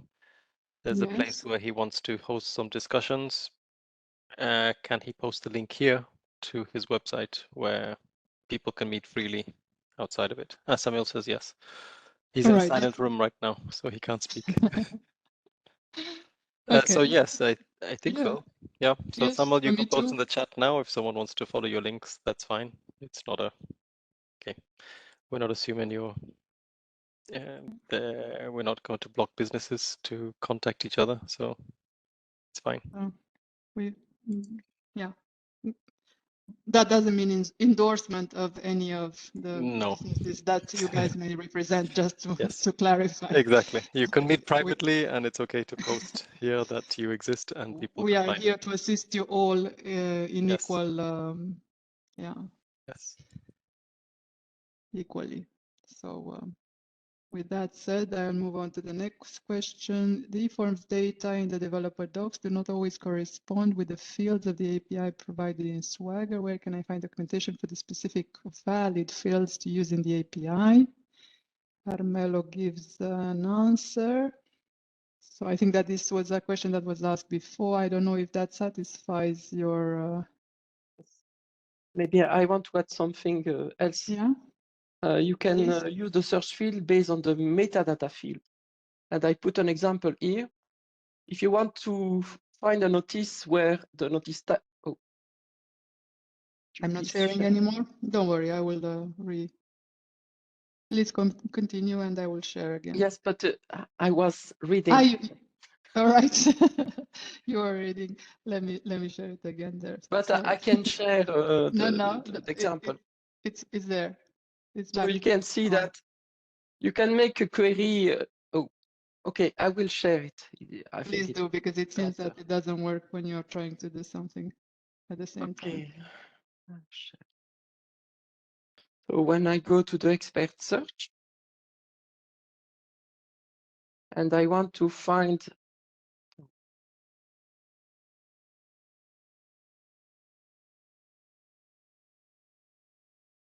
if I want to find the list of the notice where the notice type is say, contract notice,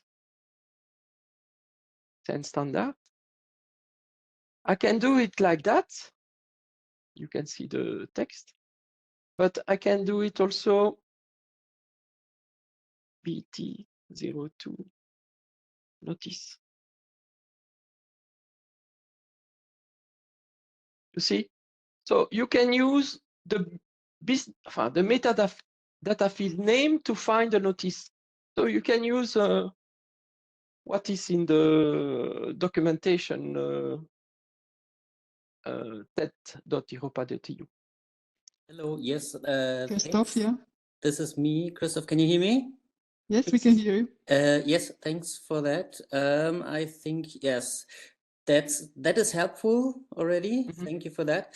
And I was still wondering what's if the fields in the documentation of the eForms correspond with the fields in the API description. In the API, the fields are the same. Yeah, I found it's not exactly the same. They are, yeah, but for example, what's behind BT02, for example? I found something in a documentation of the eForms SDK. Yes. But that's sometimes not corresponding. So I'm looking fields that I'm interested in from the eForms SDK and try to implement them into the query, but not the search query, but in the fields, to fill in the fields, but they were wrong. So I was looking for like similar fields in the documentation of the API. I just, yeah, for example, like fields like as some of the fields are self-explaining, but some are not. Like BT is business. What is it short for? Business term. Yeah, business term 13, for example. What's behind that? And something like yeah, they have subsets like organization, person, at info part, for example. There are always 3 different ones like part, sub, and do you know what I mean? No. Organization. Okay. Yeah. If it takes too long, I think I cannot explain myself good enough. So you just yes, that what you show is already very helpful. And there's a little bit of information what's behind the organization filling this role. This is the explanation for organization contact point at InfoLot, right? And yes, the endings of lot, part, and what else was there? There are 3 different endings for the. You have part, lot, proc, maybe Yes. res. What the? Okay, this means that there are some search fields that are specific to the lot, or specific to the part, or specific to the procedure, or specific to the result. Result. Yes, yeah. Okay, I think I can understand. Yes. So if I select this, for example, oh, there is no text. Yes, organization. But yes, this is a good point to search in the explanation of the expert search, to use them to look for them. But is there a compendium like a PDF or a whole site where it's all in one, or do I have to? I can search them one by one now. Yes. But is there also a document where they are all listed and explained? No, we don't have this for the moment. We have only the expert search where you have all the search field. Yes. And also for each search field, there is the description. Yes, that's pretty helpful already for that, what I was asking for. Yes. And the description is coming from the SDK. From the eForms SDK? Exactly, yes. Yes, somehow some of the fields were not matching with the fields that were, I'm sorry, I'm not prepared enough to give you some examples, but some of the fields in the eForms SDK didn't match with the Swagger documentation of the fields. Yes, so I would have to prepare for another time, but for now, that's helpful. Thank you very much. Yes, I think that with that you can. Yeah, at least navigate a little bit. If you know there, you Yes. can enter anything and just filter, and it would, if the search field exists, it will give it to you, and then you can see what the description is. And okay, thank you. And then yes, if you have more specific queries at some point, you can always direct them to the help desk, and they will forward them to us. Yeah, that's not the problem. I was just wondering about all the fields in detail. So, but yeah, that helps. Thanks very much. Okay, you're welcome. So I share again. I'm not sure if we still have questions. Let's see what we have there. So this is the question we were looking at. It seems as if this is the last one. So Luca, reconfirm, shall we move and look at some of the questions that were asked ahead of the Yes, my workshop? suggestion would be that we look, unless anyone objects at his comments, because I think it's a mixture of questions and comments that they had on different different topics that we raised. Maybe Laura, you could first introduce the questions that we have. So and they then are here at the top of the document, if I understand things correctly. Exactly. So this is the first topic.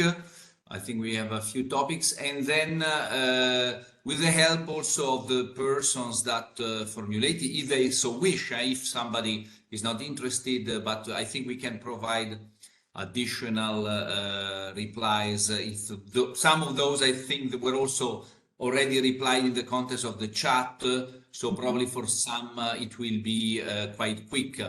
So to you, Laura. Thank you, Luca.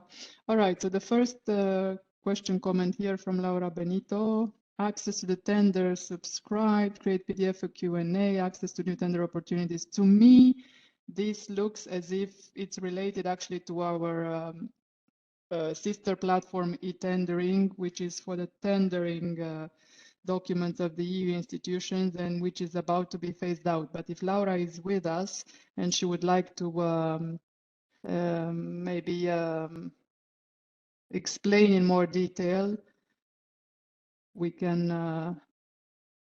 Hi. Hello. Yes, the first question has been already answered in the morning session, and now for the question and answers, it is already developed to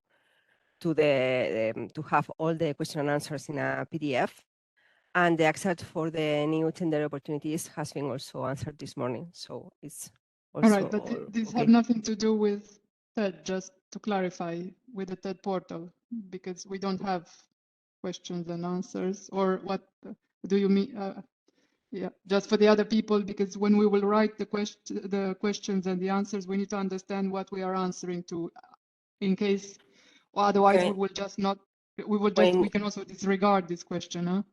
When you subscribed for a project and you upload a question asking for clarifications for Exactly. a EU delegation, it was impossible to have all the question and answers in a PDF.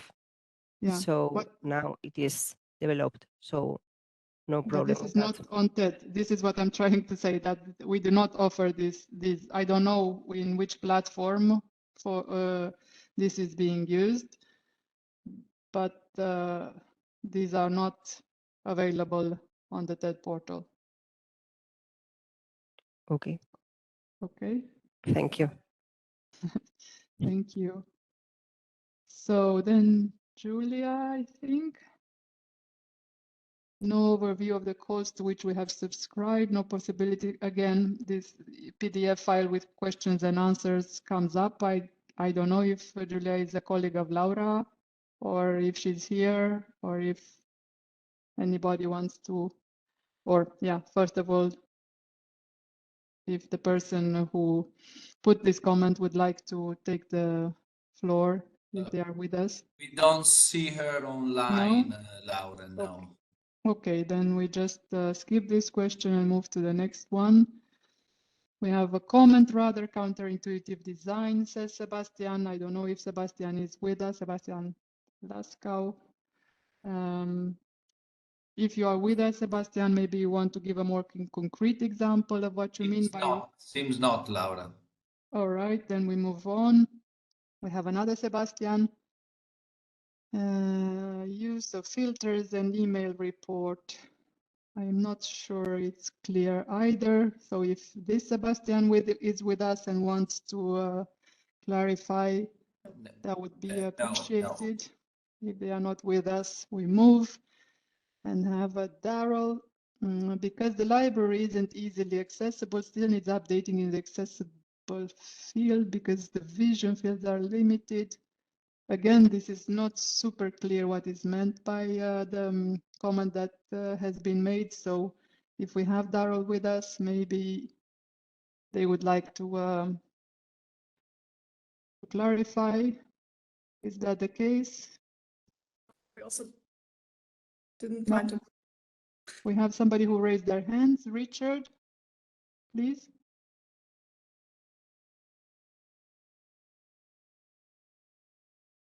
You can intervene, Richard, if you want.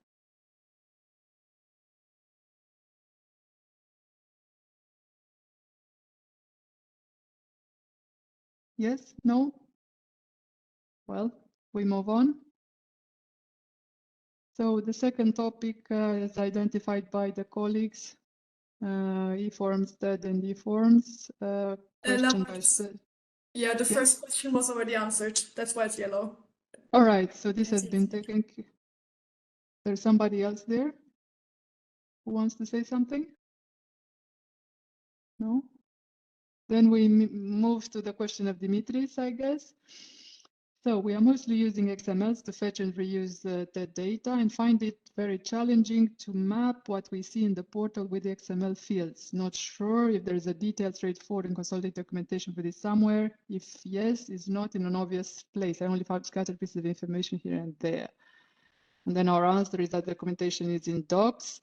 I don't know if you're with us, Dimitris, and if this answer is satisfactory for you, or if you would like to intervene and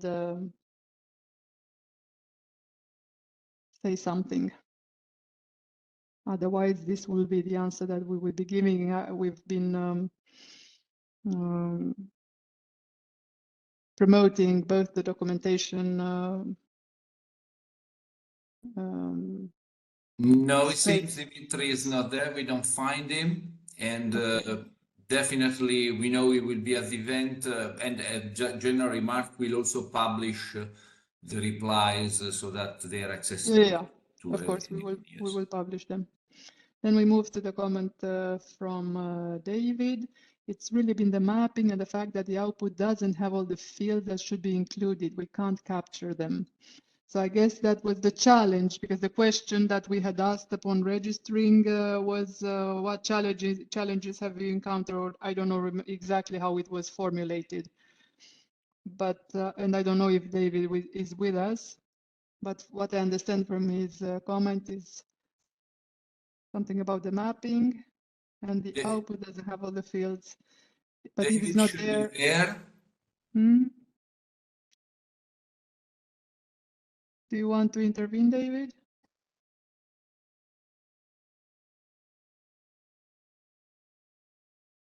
Okay, I don't hear anything, so I move on to the comments. What did he say? Yeah, that was more of a challenge that they had. So yeah. But so there's nothing concrete that we can do to help you, or this is something that you've overcome. I don't see the chat at the moment, so I don't know what. Yeah, it seems okay. It seems okay. Good. So then from Magdalena, no, nothing to highlight. I guess the answer for her is that she doesn't have any issues. So I don't think that there is something where we need clarification, unless Magdalena tells us that she actually does have a problem. I interpret this as that there is nothing that she wants to highlight. But of course, there could be also another interpretation that she would like something to be highlighted that is not highlighted. But for me, it's rather the other way around. If she's there, she may want to intervene. If not, we leave it as it is. Then we have Said. Find adequate calls, fill in tenders, submit offers. Yeah, so in order to find adequate calls, you need to use the search function. I don't know if you are with us, Said. We are not dealing with submitting offers or helping people to submit offers. So there we cannot offer any support.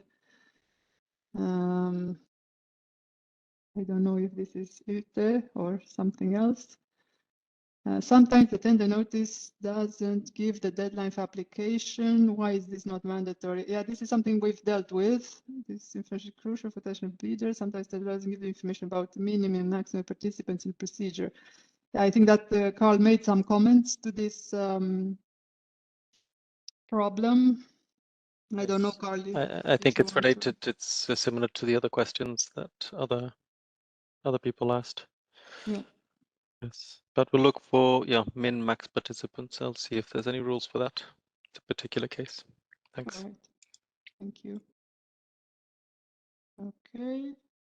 Then we have Maria Teresa. Very difficult to send the tender results. I'm not sure what that means. Send the tender results. It sounds like submission, perhaps using Yeah. notices to or platform. So the structure Yeah. of results is more complicated in eForms, so it's hard work for the buyers to fill in the forms. And presumably harder work for the reusers to find the right information. And if the information is not carefully linked together, sometimes the information is missing. So that's also a problem.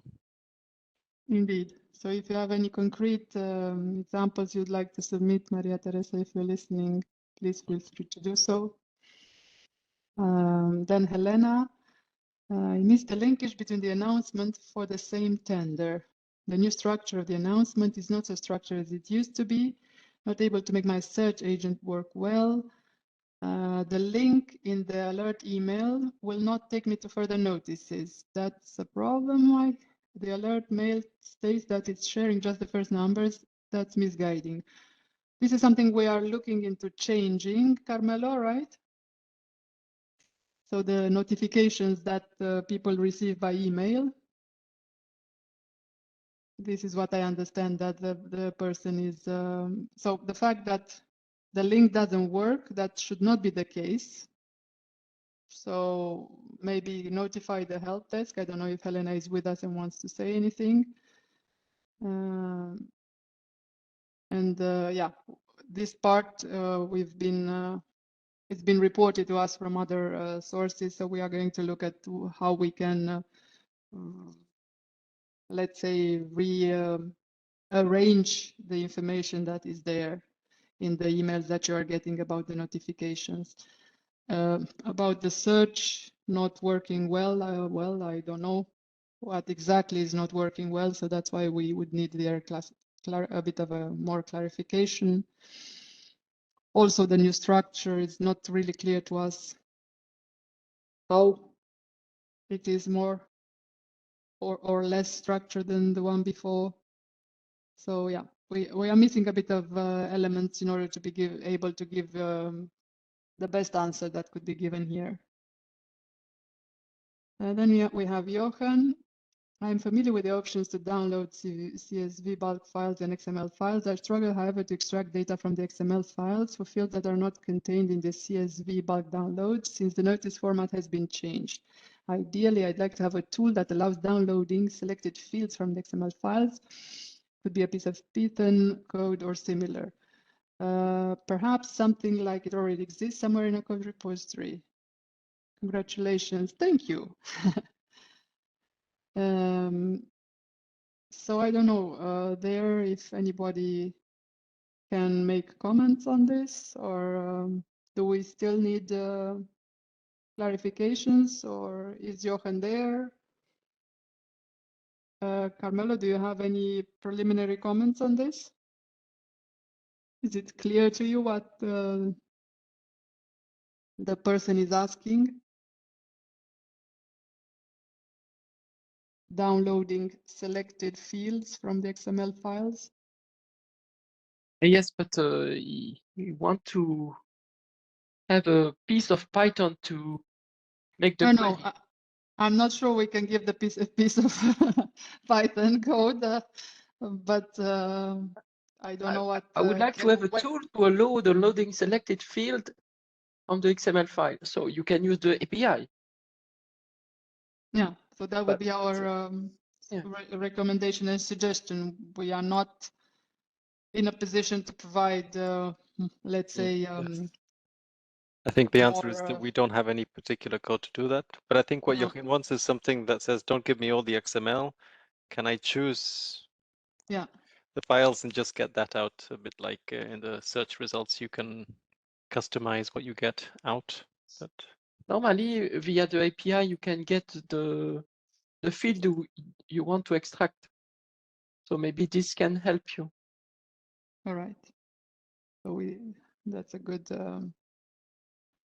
compromise solution. Walter or Walter. DOP uses a faster converter when converting to eForm. Can it not make this available to the user and sales agents? It would be desirable in discussion about this. If the discussion about this could be resumed on GitHub. I don't know what the discussion is, but I guess the converter is available externally, colleagues? they're talking about the viewer, in fact. So right. I'm looking at GitHub, and it's to convert XML to HTML. One of them takes 5 seconds, and the one on TED Europa takes 1 or 2 seconds. And so our colleague Yanis gave some replies in October. I don't know about the performance. There is some work on the performance for the API viewer, which is not part of TED, so it's done more for the e-senders and service providers. But Walter, if you're out there, there is some work on performance ongoing. All right. That's a general one. For Mhm. question 1, that one. Yes, and then question 2, an even better solution for users of the bulk download would be if the OP made the data available in HTML format in addition to XML. This should not be a problem, just one additional conversion run overnight. I guess this also refers to, I'm not sure what this refers to because Here you can have an URL which points to HTML directly, no? yeah, we have the HTML. I'm not really sure. I think that my understanding is that the user wants to have a bulk download of HTML notice. Yeah. Yep. All right. But Well, okay. So that would be something that we don't have and we would need to analyze and come back to you to see to what extent it would be feasible, proportional, etc., etc. So that would be something that we would be coming back to you when we do the written version of these answers. Long-standing problem of the incorrect form F14 to be solved. Is that still a problem with the introduction of e-forms? I don't know what the long-standing problem is, but F14 corrigenda doesn't exist anymore, so there's no. Personally, I think the new version, the way it works in e-forms is better because the latest version has everything. You can ignore the previous versions, and you don't need to consolidate the information yourself by going through multiple F14 little addendums. So hopefully, Walter, that is what you were looking. Yeah. I don't know if Walter is with us and can say something, but from our point of view, this is not an issue as you say, Carl, we are no longer using F14. Okay, then about TED search, we have Mirka. All notices for procurement opportunity shall be at the same place, like it was before in the old portal. Filtering shall be improved, etc. Again, we are a little bit puzzled. Everything that was published in the old portal has now moved to the new portal, so it's not like we are publishing less or fewer. But if you are with us, you want maybe to comment. If not, we're not really sure.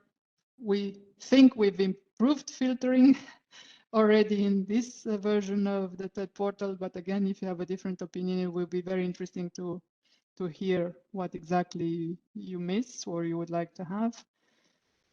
If there are no comments, I move to the next question or comment from Arvin.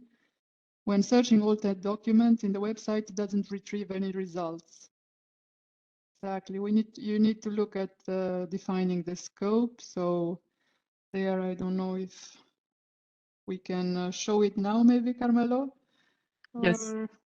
Or once more, because it could be interesting for people. It's not something that is super obvious, but it is there in both the advanced search and the expert search.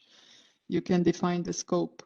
Exactly. So if you go to the advanced search, you need to share. I'm not sure you're sharing sorry. right now.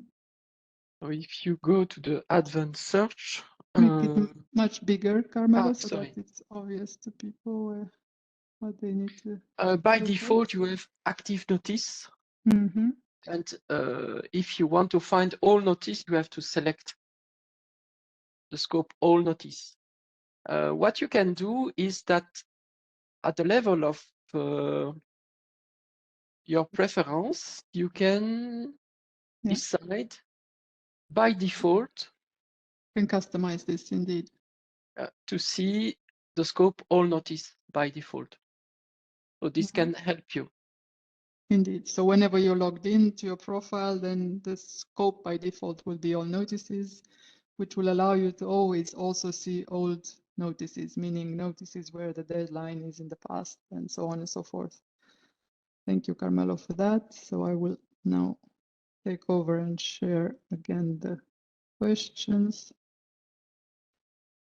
All right, so this was the one that we were discussing. Okay, then a question from Evelyn.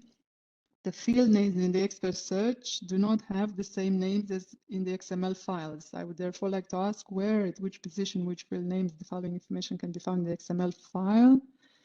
And there's a number of fields. So this is something that I guess we do not want to reply to right now. We can reply to it in writing afterwards. Carmelo? Yes, I replied partially. I put Yeah. some notes. But for example, the country of the tender, the name of the awarding authority buyer, the name of the bidder, it's not easy to find it. But for example, for the notice languages, it's the metadata field BT 702 A and B. And voilà. So not easy to find because the structure of the organization are very complex at the level of the.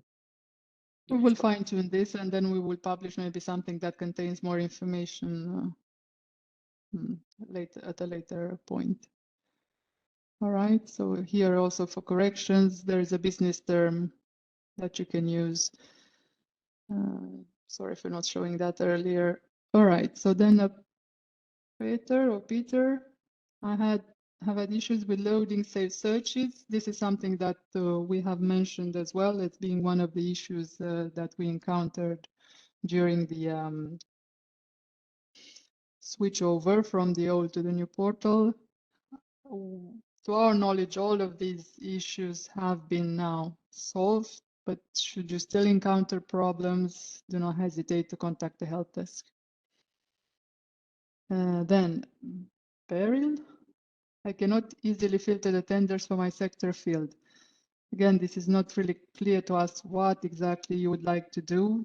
There are several filtering possibilities. I don't know, Carmelo, if we have time, but I guess we do, so we can show a little bit how people can filter using the CPV codes, for example. What do you think? Yes, but I don't know if sector and business sector is similar. Yeah. Yeah, this is what I kind of assume that it is meant that Okay. sector of activity, the work, field of work, or whatever business they are in. But if Beryl is here with us, maybe they can tell us otherwise. If not, we can quickly show how people can filter, Yes. because obviously it's not. They're not here. They're not here. Well, maybe it's helpful for the people who are here to show it quickly. So for example, I made a simple search. Via the advanced search, I can use on the left hand side, I have the possibility to filter. If, for example, I want to select competition, I will get directly the competition here. Or by business sector, I can select, for example, technology and equipment. This is the first level, and then I will go to low level. I can select also by services or by place of performance, by type of procedure. So you can filter. Yeah, and all these filters that you see there in the left-hand part of the page, they are also available in the search form, obviously. So if you want to define all these parameters before you actually launch your search, that's also possible. You can do it both in advanced and in expert search, obviously. So And then, of course, you can automate these searches and have them retrieve for you information that is relevant. All right. So then I continue and I share again the doc. Rania, I'm not able to find easily the new calls under the different DGs, especially near INPA.com. When I do the advanced search, I'm only still seeing calls in member state countries and not international. Again, here I'm not really sure if the person doesn't really have a problem with e-tendering, because calls for tenders we don't have. We have notices of the institutions in the best case scenario. And there, Carmelo, I think, put already a query on how you can use the search to get things from the European Commission. I don't know if the person is with us and wants to comment. If not, I think I will move on. Otto, about the API. Now, this is a fourth topic. Difficulties to find out the right fields to call via the API. The fields are named in the Swagger doc, but not descripted. What's behind in the developer docs? Fields are only described in the Informs manual, and they don't seem to match. That's also me, and a question has been answered already. All right. So thanks for that. You're welcome. And then we have Joanna, whom I think we've been speaking to, and I think that is it the same as the question that you asked now live, Joanna, if you're with us? I think that this is the same issue. Yes, the same one. Thank you. Okay, and then we have Cornelia. Getting notices in manual languages take too much time. Using Swagger calls very slow. Again, we are not really sure here about what is meant by this. So if Cornelia wanted to clarify, that would be great. Otherwise, I think that I will move on to the. She's not in the call. Thank you. Said fair policy, so fair use policy. This has been answered, I guess. All right. Then we have another question from Sebastian. I'm not sure. So this is the question comment, right? Yes, it's a long. It was a long question, and the first two elements we already answered. Yes, so 1 and 2 we've touched upon, and 3 invalid notices. So we see quite a number of notes that are invalid. Is there no validation of these notices? Should we? But I think that this is something that we've also replied to. I don't know if it was Sebastian again who posed the question live, or if it was a colleague. Yeah. But I think that this is the type of errors that were mentioned by Carl, coming from our buyers. Yeah, we'll have a specific case. Thanks for your questions, because we can check them specifically as well. We'll check we haven't missed something. So this is good. Thanks. All right. Thank you. And I think that actually brings us to the end of the questions, because the questions that were asked during the workshop we already took care of. Yes, we just, in the meantime, received 2 new ones. So if you could scroll to the very end of the document, there's Of course, I can scroll to the very end of the document, Yule. Thank you. Let's see, where were we? This we answered. Yeah, starting at 25. 25, thank you. There were quite some questions regarding how to identify announcements notices that belong to the same tender procedure. Is this not done by, I'm not sure what that is, that indicates the notice that is changed, and the most important, which is identical for all notices belonging to the same tender procedure. I think Camilla might be able to help, but for the family of notices that fit together in eForms exclusively, you can use it through the procedure ID, which is the contract folder ID is in XML. And then there are some other ways to link notices together if you want to point back to, for example, the old format one. So there are plenty of procedures that were announced in the old format but awarded in the new format. And there's also a few other things to link together. I don't know if Camilla, if we have a public version of how things are linked together. It's not public, but I can share it if needed. Some logic of how things, how we build the family. Yeah, the related How to documents. build a family, yes. But for me, the most important to link the notice is the procedure identifier, which is the CBC contract folder ID. Yes.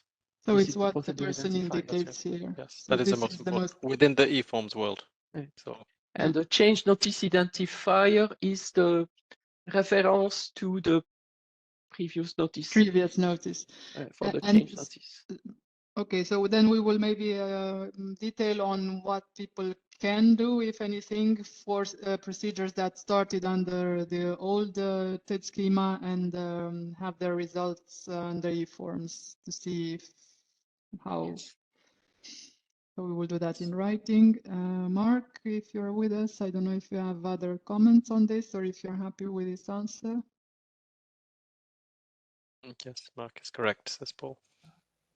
Yeah, sorry. Yeah, I'm here. Great. Was all the information I needed that I can always go by contract folder ID. Thank you. Yes, you're welcome. All right, and then question 26 from Bernier. Many forms have a single lot. Can you confirm that lot 0001 is not a technical lot and that the only technical lot is lot 000 for markets without lots? Is this an error in filling out the form by buyers? Thank you. Maybe Carl? Yes, yes, I see with camera. Yes, so the lot 00 whatever, the lot number is always a technical identifier.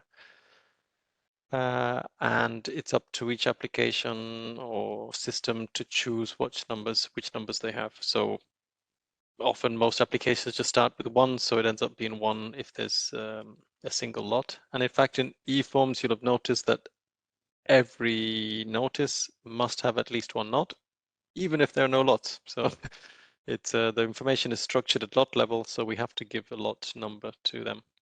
And you would even notice a certain amount of redundancy because often there's information at procedure level, which of course applies at lot level because it's the same information. There's no lots.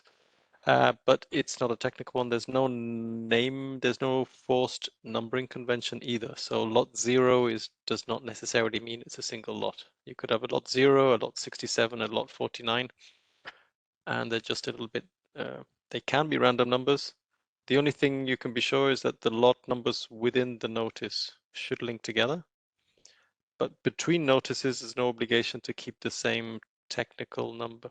So a lot 001 in a contract notice is not necessarily the same lot 001 in a contract award notice. To be able to see that information, you should look at the internal identifier of the lot, which is the identifier assigned by the buyer, which is what should allow to link lots together. In practice, some applications do maintain the numbering through a procedure, but technically there's no obligation. So it's a good question, Bernier. Yeah, I don't know if you want to make any comments. For me, the takeaway is that eForms actually introduces the notion of the lot even in procedures without lots. So maybe this is something that we need to stress here. Yeah, it adds a layer of complexity. Unfortunately, more flexibility in other ways, but more complexity, things like that. If you don't have any other comments, Bernier, I guess you're happy with our answer. We don't have more questions, so I'll stop sharing this, but we keep an eye on the chat in case other people want to say something. I don't know if people want to intervene in other ways. If not, I pass the floor to Luca. Thank you. Well done, Laura and colleagues. So last call for questions. Closed now. So this was for us listening operation, and in a way also training somehow operation. You know, we had a major Big Bang involving both the new TED and the forms. We are well aware that as launches, sometimes there are also issues. So, but still, the today operation for me was listening first of all if there are still bugs and problems that must be corrected. Also passing, this is the learning and training component, passing also the way in which things has to be done in the new systems, but also listening to your needs. Because it is clear TED has a thriving reuser community. In my view, TED data are among the most valuable that, at least here at the Publications Office of the European Union, together with legal data, are data that has a huge potential for use, which is partially exploited, but that can be even more better exploited for many purposes. First of all, for transparency, because reusers also contribute to transparency. You know, our goal, our first core business is publishing notices. You know, this is part, is a legal obligation, is part of the so-called official journal S. But then this data can be further made available in different ways, refined by, you have a role as reusers, you know this. You can build services for commercial and non-commercial purposes. This is the open data approach that we fully embraced. We are not there to provide you with ad hoc solutions. You know, if you ask us, would you mind for my specific need to do this? Of course, we might say, sorry, we don't have the resources for that, but we might say, well, there are many reusers that ask for that, and if we have the resources, we might develop in that direction.